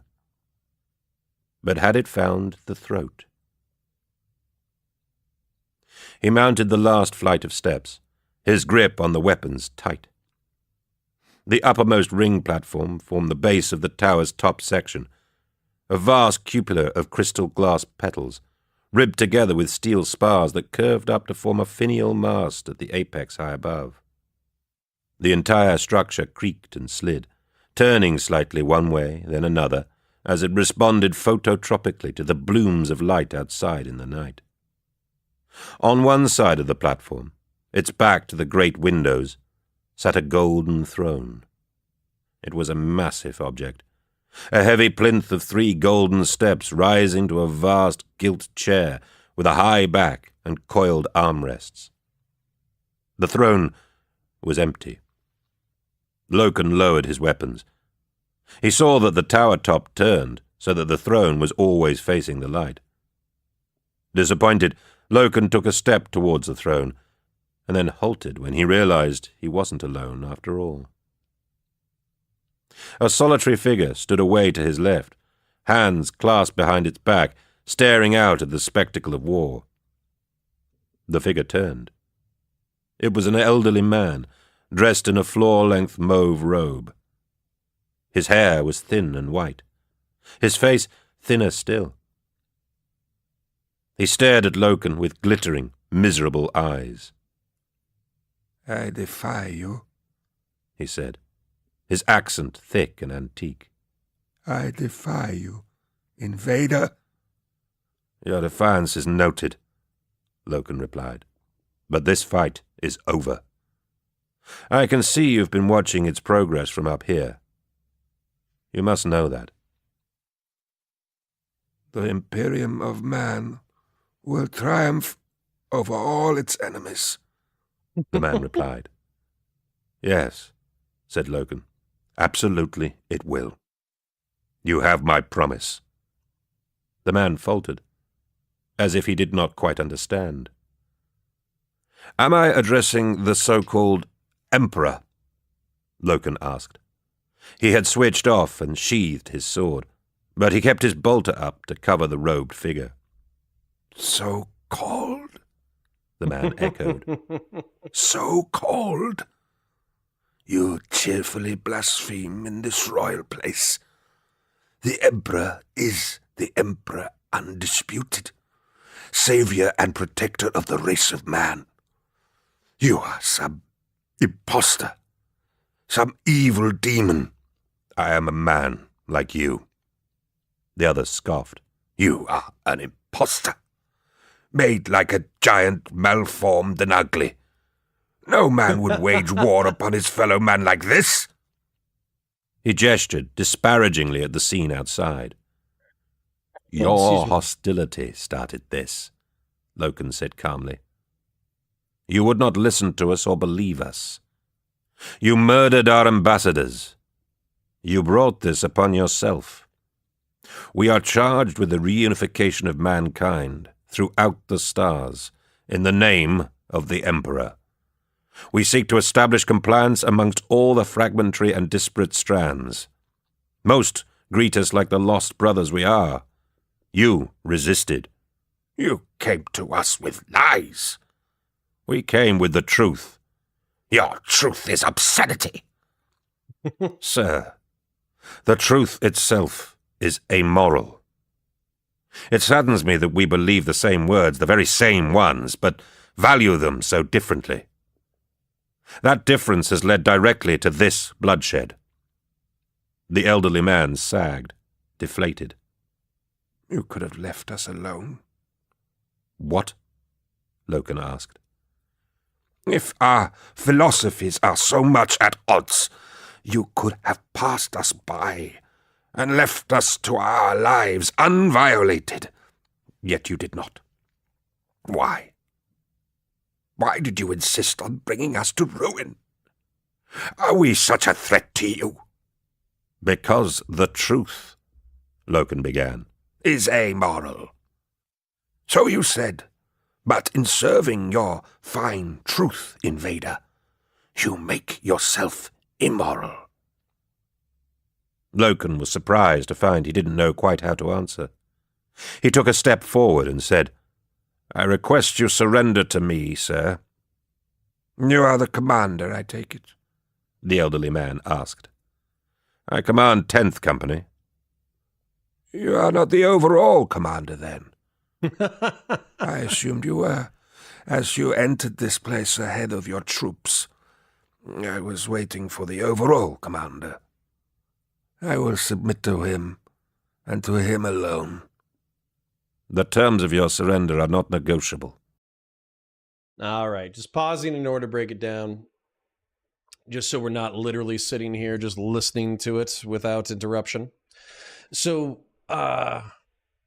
you know, this is the crux of the conflict of the Horus Heresy, and it's kind of the beginning of Loken's cognitive dissonance. So he serves, at least up until this point, unquestioningly the God Emperor of mankind. And the God Emperor of mankind has a noble vision, which is a united race across the stars, and to bring all of humanity with reason and enlightenment into, you know, one unified body and structure that will no longer be whim or victim to the forces of the universe or the aliens that compete against us.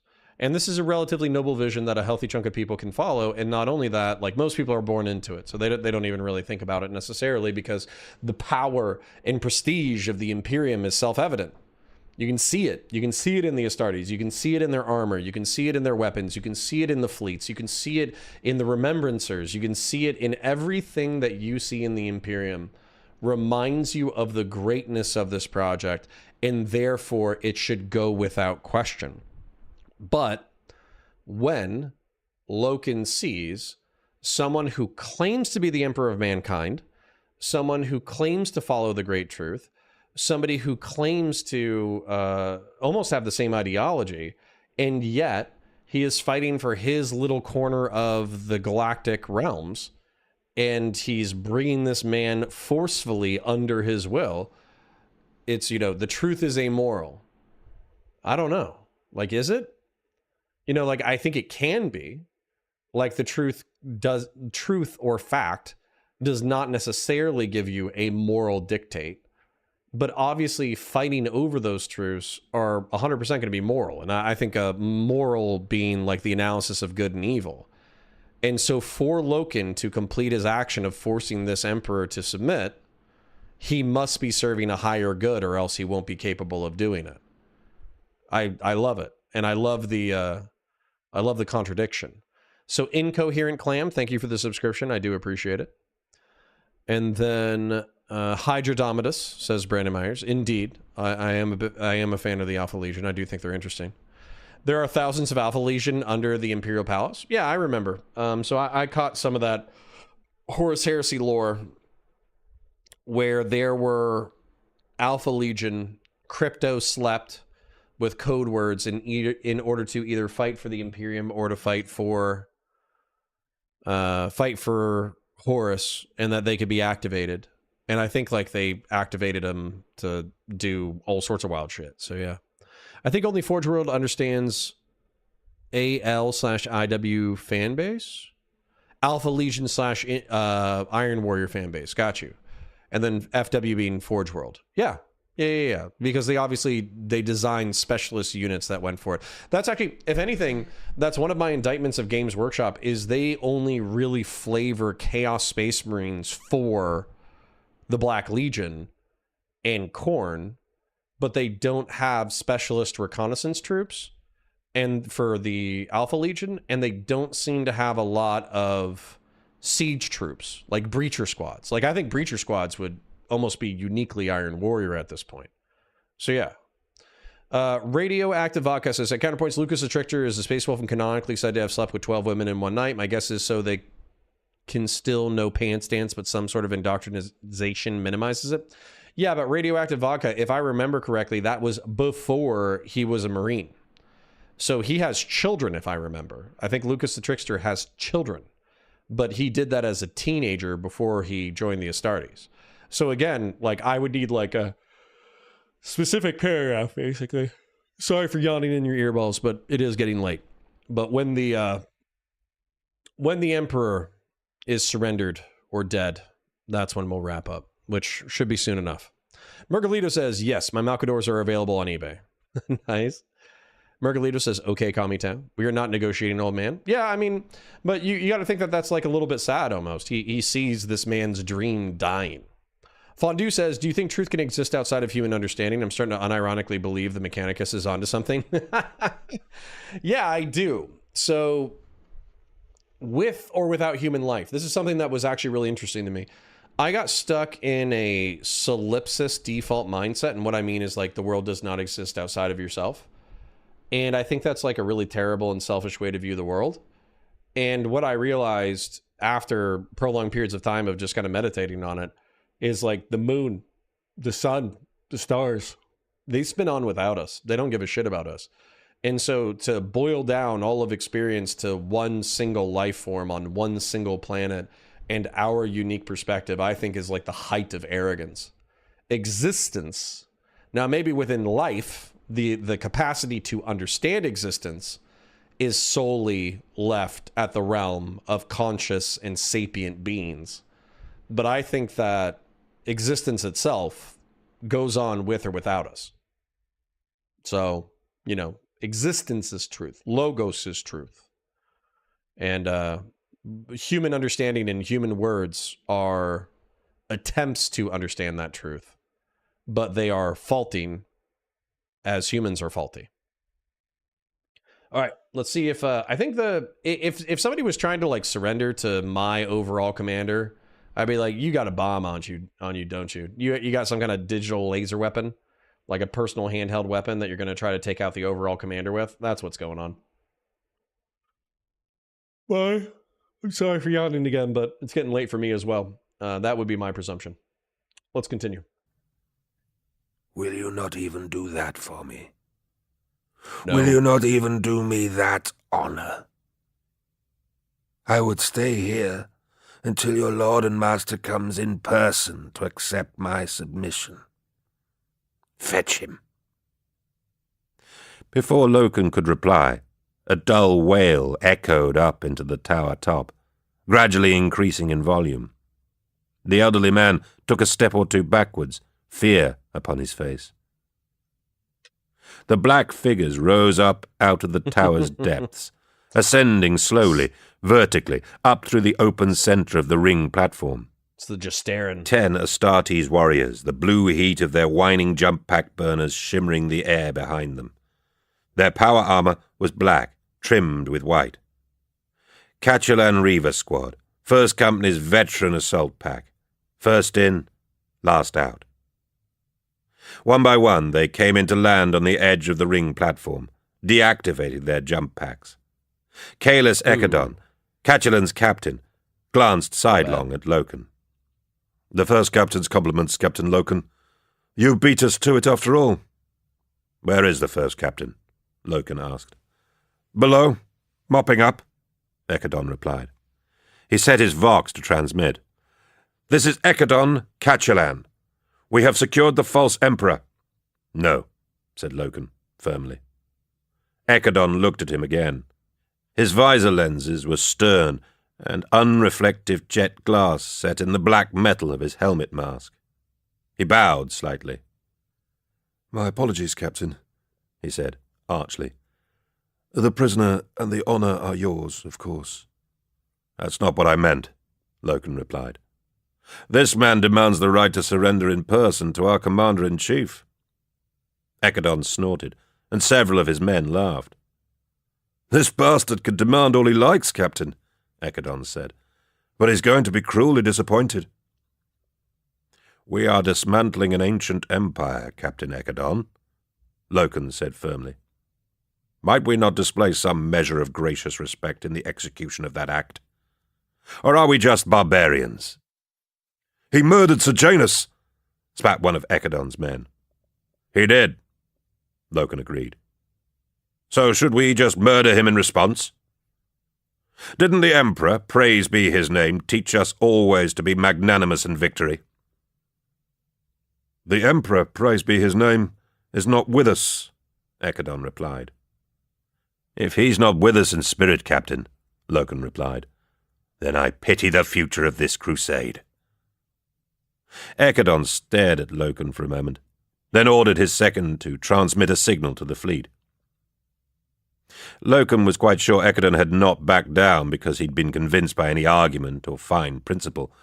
Though Ekerdon, as captain of First Company's assault elite, had glory and favour on his side, Loken, a company captain, had superiority of rank. A signal has been sent to the War Master, Loken told the elderly man. Is he coming here? Now? The man asked, eagerly. Arrangements will be made for you to meet him, Ekerdon snapped. They waited for a minute or two for a signal response.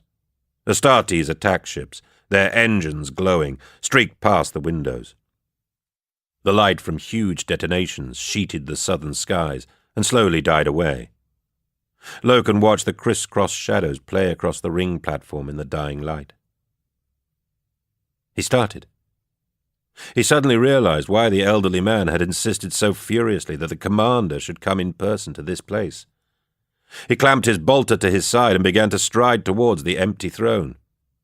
"What are you doing?" the elderly man asked. "Where is he?" Loken cried. "Where is he really? Is he invisible too?" "Get back!" the elderly man cried out, leaping forward to grapple with Loken. There was a loud bang. The elderly man's ribcage blew out. Spattering blood, tufts of burned silk, and shreds of meat in all directions. Yep. He swayed, his robes shredded and on fire, and pitched over the edge of the platform. Limbs limp, his torn garments flapping, he fell away like a stone down the open drop of the palace tower. Ekerdon lowered his bolt pistol. "I've never killed an emperor before," he laughed. "That wasn't the emperor," Loken yelled. "You moron! The emperor's been here all the time!" He was close to the empty throne now, reaching out a hand to grab at one of the golden armrests. A blemish of light, almost perfect, but not so perfect that shadows behaved correctly around it, recoiled in the seat. This is a trap. Those 4 words were the next that Loken was going to utter. He never got the chance. The golden throne trembled and broadcast a shockwave of invisible force. It was a power like that which the elite guard had wielded, but 100 times more potent. It slammed out in all directions, casting Loken and all the Catchalan off their feet like corn sheaves in a hurricane. The windows of the tower top shattered outwards in a multicolored blizzard of glass fragments. Most of Catchalan Reaver squad simply vanished, blown out of the tower, arms flailing, on the bow wave of energy. One struck a steel spar on his way out. Back snapped. His body tumbled away into the night like a broken doll. Ekerdon managed to grab hold of another spar as he was launched backwards. He clung on, plasteel digits sinking into the metal for purchase, legs trailing out behind him horizontally as air and glass and gravitic energy assaulted him. Loken, too close to the foot of the throne to be caught by the full force of the shockwave, was knocked flat. He slid across the ring platform towards the open fall, his white armor shrieking as it left deep grooves in the onyx surface. He went over the edge, over the sheer drop, but the wall of force carried him on like a leaf, across the hole, and slammed him hard against the far lip of the ring.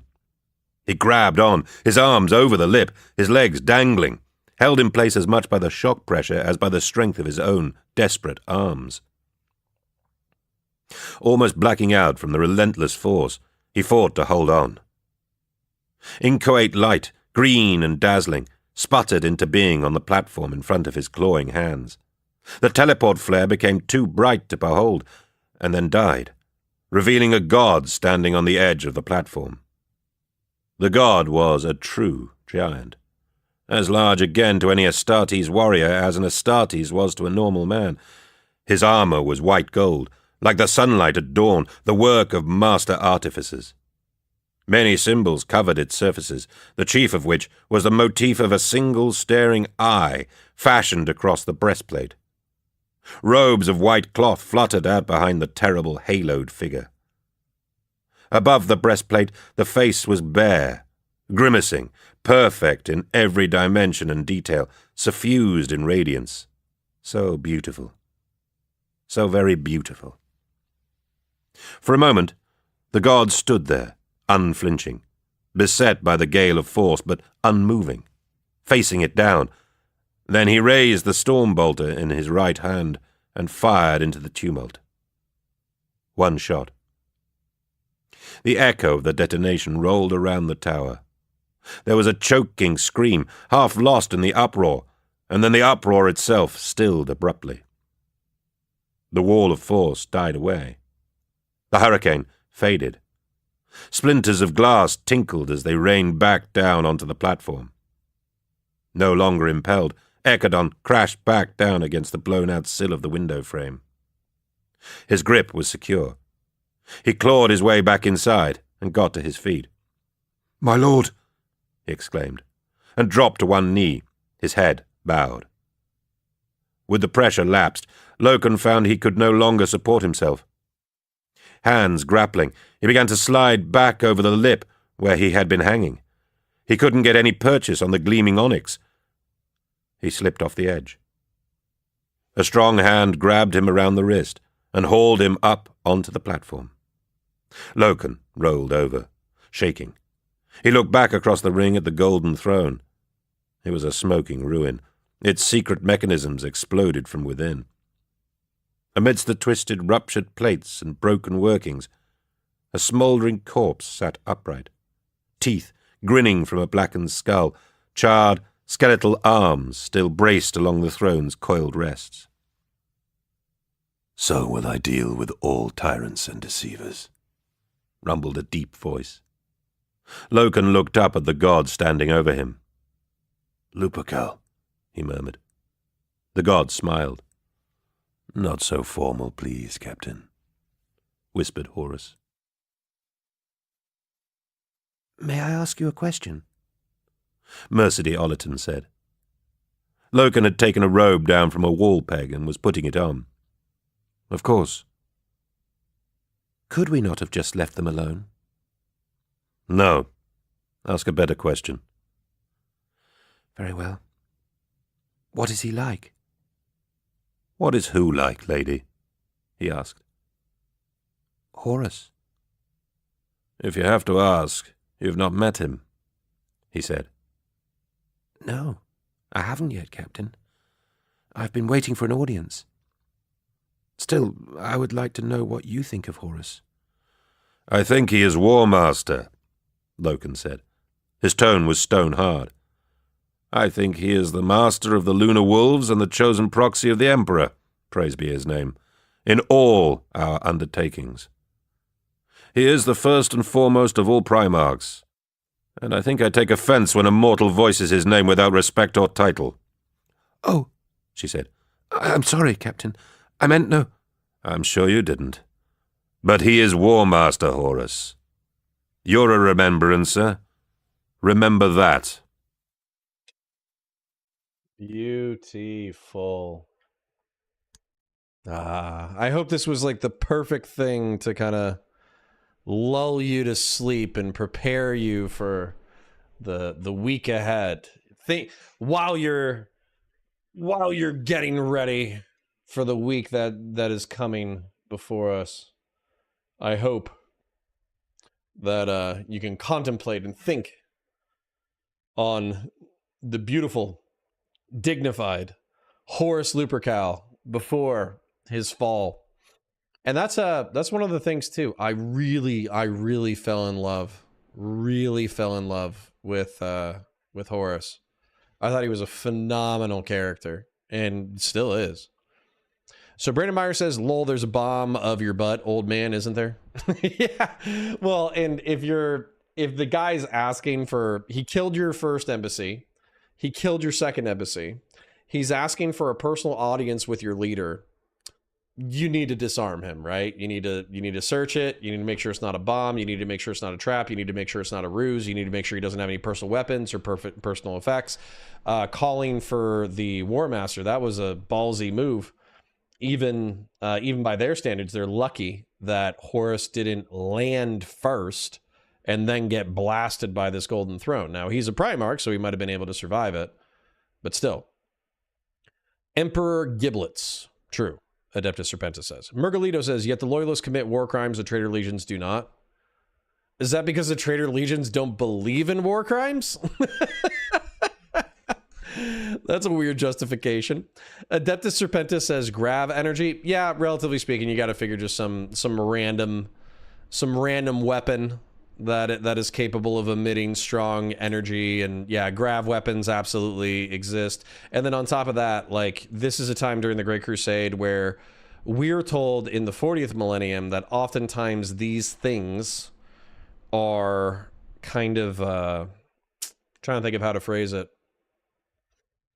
These things are ancient and rare technologies that you will never bump into. Whereas I think the Dark Age of Technology and the Age of the Great Crusade, you're more likely to bump into exotic weaponry and exotic Xenos and exotic chaos energy and all that kind of stuff. Biz D says, I can't help but imagine Horus as Thanos when I read this book. Well, you know, I think that Josh Brolin, is that his name? James Brolin? Josh Brolin? Which one is it? James Brolin? James Brolin, if he shaved his head, he'd be a decent... No, that's not it.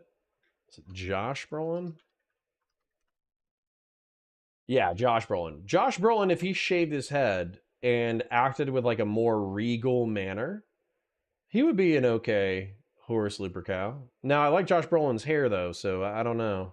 He's already done one bald bad guy. Who's to say he can't do another bald bad guy? That's actually, that's not a bad call. The Blackstone chapter says, right, so since YouTube wants to break up my question, I'm going to split it into 3 sections. Sorry. Mergalito says, prefer that broad who ended up with EC. Yeah. I have a question. Well, I would like your opinion. People have asked me what the difference is between Night Lords and Alpha Legions besides the visual differences in personalities. They ask me if they were the same thing tactically. I always answer with, if you want to bring down an empire or an army in silence, bring the Alpha Legion. If you want to bring down an empire or ambush an enemy so badly, but don't want to bring the World Eaters, you send the Night Lords. What do you think of my answer for this? I think it's okay. With the Night Lords, it's my understanding that the Night Hunter... Conrad Kurz. I don't know if that's his actual title because I haven't gotten to his book yet. However, it's my understanding that Conrad Kurz will do anything to anyone at any point in order to achieve his result. So he will flay children. He will take defenseless children of his militant and political opponents, and he will flay them alive for the sole point of saying, you do not say no to me. That is something that he will do. And his justification for that is, I can bring a world into compliance with 10 flayed children, whereas the Luna Wolves or the Ultramarines, they will bring a world to compliance with thousands, tens of thousands, maybe millions of civilian deaths, and also thousands or tens of thousands or millions of military deaths. So at the end of the day, who is more brutal or cruel? Me, who kills children and flays them alive, or the people who inflict insane amounts of civilian casualties? Now, from my perspective, that's not really a decent analysis. That is just a thematic exploration of what does justice really mean. But I think the Alpha Legion, I don't even know if they... Chaos, maybe, but I don't think they would flay children just for the fun of it. I think that they would assassinate half a dozen world leaders and then prop up another half dozen world leaders in order to start a revolution in which the mortals wipe each other out, leaving their preferred faction in place to pay them, not homage, but honor or tithes. So for me, you're kind of asking the question, like, what's the difference between Batman and the CIA Special Activity Division? So for me, you know, these are not the same, and they're not even really close. They're different purposes. Encourage all to read Horus Heresy books 3 through 5. I mean, well, we're going to, you know, we'll be alternating content. I'll probably do some battle report breakdowns. We'll probably do our own battle reports on the channel as well, and we'll figure out what works for us when it comes to Warhammer Weekly. You know, breaking stuff down. You know, we were We jumped between 20 and 30 cross-platform the entire night, but the truth is it was a slow news night. So I partially blame the slow news night. I partially blame myself for not being as prepared, but this was one of my content ideas, was hanging out with you guys and going through the Horus Heresy. And by the way, I love that. Like I don't know about y'all, but I got 2 to 3 hours of work done on the skeleton, and I got to hang out with you, and I got to listen to the Horus Heresy book series again, and I got to take notes about it so I could make future videos and lore videos. So all in all, pretty effective way to spend my time, to be honest. Tywin Lannister logic? Exactly. You're a Night Lord fan, if you can't tell. That's some psycho shit. Adeptus Serpentis says, the psychopath from No Country for Old Men as a Primarch. Yeah, pretty much. Night Lord's kind of like Batman who laughs. Yeah, it's Batman who does Punisher shit. AD says, can I ask some relationship advice? Yeah, go ahead. Jonah Boy says an absolute win. Indeed. Thank you, Jonah Boy, for hanging out with us tonight. AD, ask your question, and then honestly, I'm probably going to wrap up just because we're getting close. Oh, shit. It is midnight. It is midnight. We've been live for a few hours. We've enjoyed some content together as friends. We've partially completed the skeleton. I have 2 more ribs and the... Oh, no. I have 3 more ribs and the supporting structures for the ribs left. Then I have to remesh and delete some things. But then I would be done with this side, and I would be able to combine it with the other side that I already showed you. This. Let me pull up my OBS so I know that I'm showing you the right thing. So I'll be able to combine it with this, and then I'll be able to stick the skull on top. And then I'll be able to finish the jaw section for the skull. I'll be able to do his chest. And then I think I have... Here's the skull without the bottom part of the jaw. And then... excuse me. And I'll probably have 1, 2, 3, 4... Well, 2, 3, 4, 5, 6, 7, 8, 9, 10, 11, 12. I'll have 12 of those to do in total in order to complete the model, which I'll be able to do over the next, hopefully, month. And then I'll be able to use the bolts to create a new bolter video. Fondue says, will you also do Mechanicum? It's my favorite AdMech book. House Raven became my favorite Imperial Knight House as a result of it. Yeah, sure. We'll literally go in chronological order. So, I mean, obviously, if you guys want to read, go read on your own. Like, don't let me hold you up on it. And also, you might not want to come back to a VOD and listen to me wax philosophical while we're listening to the Horus Heresy series, but you also might want to. So, we'll do it in chronological order. I'll literally just go through the books in chronological order, regardless of whether or not they suck, unless literally we drop down to, like, less than 5 people. Then if we're listening to a book and we drop down to like less than 5 people, then I'll be like, okay, this isn't working. Let's skip this book. AD says, my girlfriend talks a lot about her new guy friend. How do I deal with that? I find it very disrespectful. She's going to him for that kind of validation and not with me. Yeah. AD, you are perfectly right in your insecurity. I would talk to her about it, and I would say, hey, this is making me uncomfortable. Why are you going to him for emotional and physical reassurance instead of to me? And if she's like, well, you're not emotionally available, or you work too much, or something like that, then you're like, okay, then we need to go on some date nights and figure this out, because I'm not going to let you... No offense, but I'm not letting you hang out with another dude in order to get your emotional and physical validation. Hard pass. And AD, how long have you been with her? The Blackstone Chapter Master says, all I'm saying is read Night Lord Trilogy. You'll see why I'm a fan. We will. We will. As a community, we will read all of the books. We will know all of the lore. We will become the most informed and intelligent Warhammer community on the planet. Brandon Meyer says, I got 2 minis painted and 1 primed. That's fantastic. Post pictures in the Discord. Almost a year and a half talked about engagement. Yeah, you need to shit or get off the pot on that one. And what I mean by that is if it's a year and a half and, ooh, long distance, she's active duty Air Force. How much longer is that going to be long distance? Because that's long distance is the wrong distance, AD. So how much longer are you guys going to be physically separated?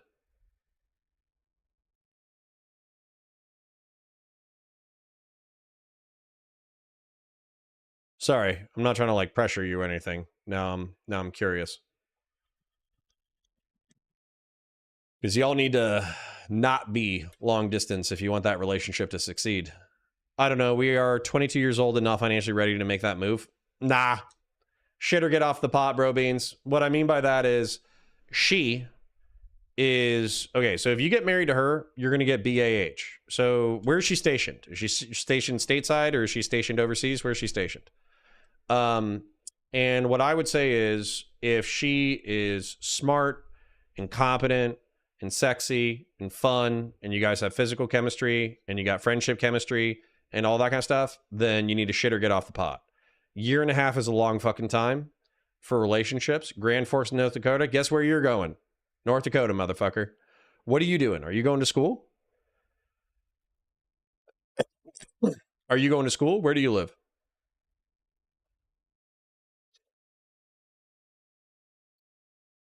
Excuse me. I'm sorry. I'm dying in front of you. Nursing school. Okay. Wrap that shit up. New York. Okay. You're National Guard. Go see her.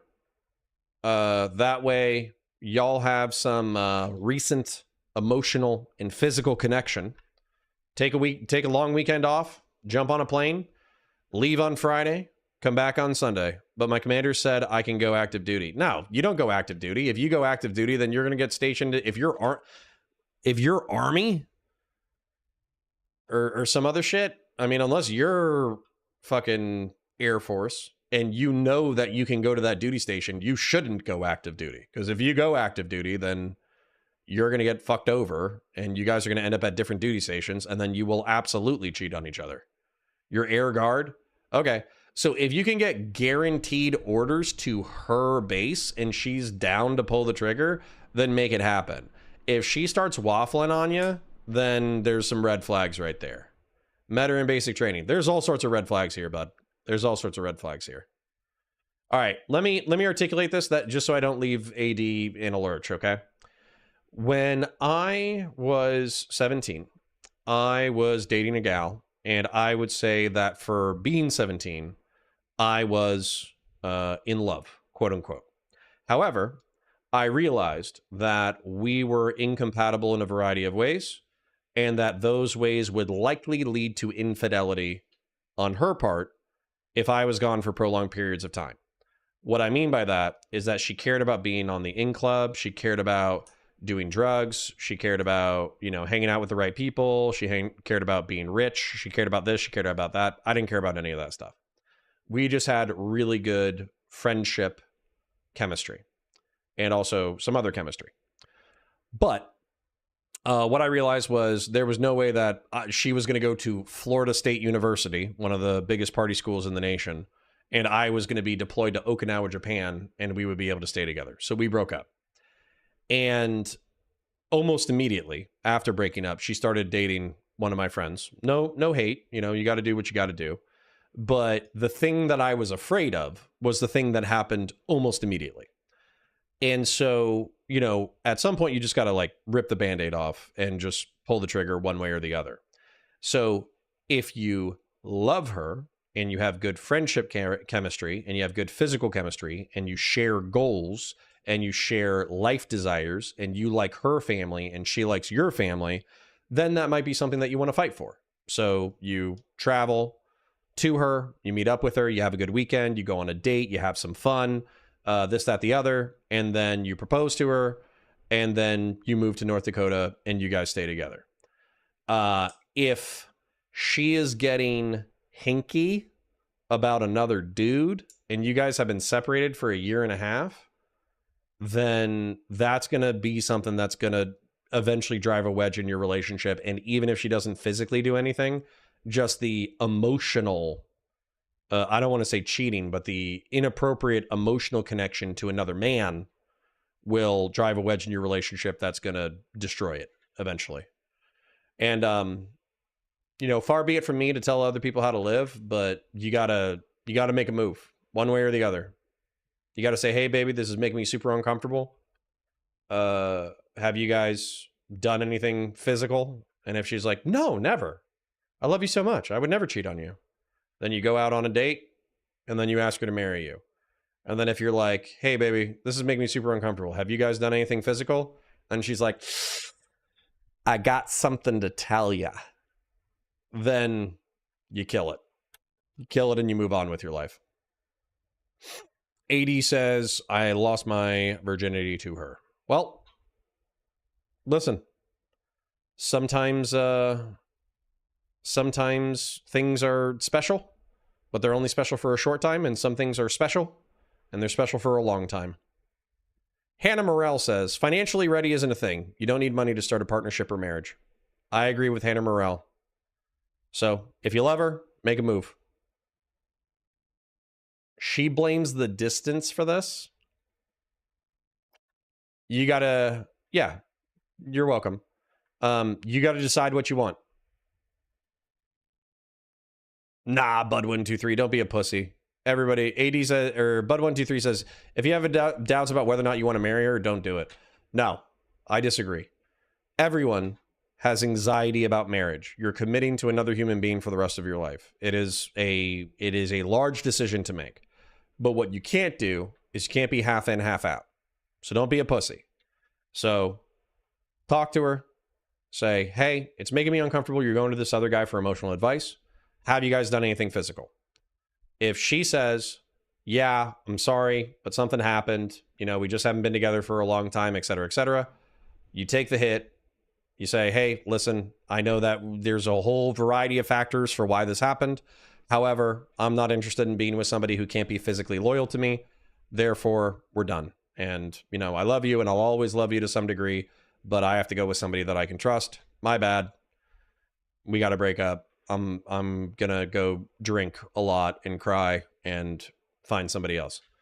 Then, if she's like, no, nothing physical's happened, I'm just relying on this guy for emotional support because we have a long distance thing, then you say, all right, I am gonna try to expeditiously end our long distance by getting close to you as quickly as possible. That's it. Jonah Boy says, yeah, nothing worth doing is easy except, I don't know, eating nerds gummy clusters. That's easy and amazing. True. True. Her virtue will always be in doubt while she's in a sausage fest.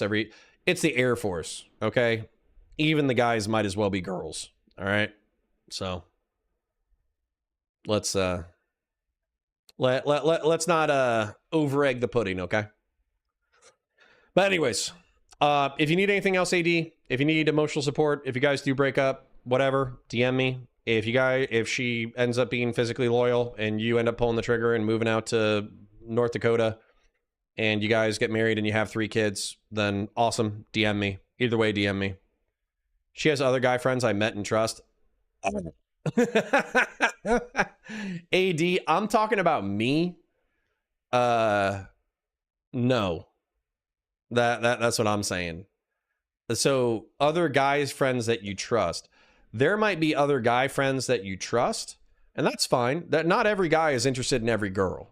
So I'm not trying to make you think that like that every guy is out to sleep with your girl. However, what I would say is that paranoia and respectful boundaries is an important part of every relationship.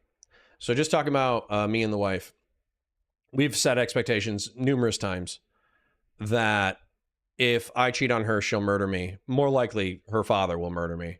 And if she cheats on me, then I'll murder her.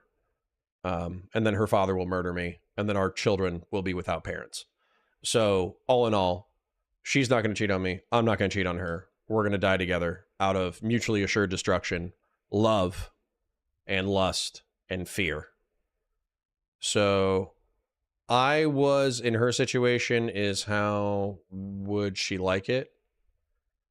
Yeah, but that's the thing though, is guys are pretty emotionally independent, whereas a lot of girls, they need validation and emotional attention and love and dates and head scratches and all that kind of stuff. So yeah, you need to get your, I'll wrap this up, but you need to get your fucking ass to North Dakota. If you guys are going to stay together, you need to get to North Dakota as soon as physically possible.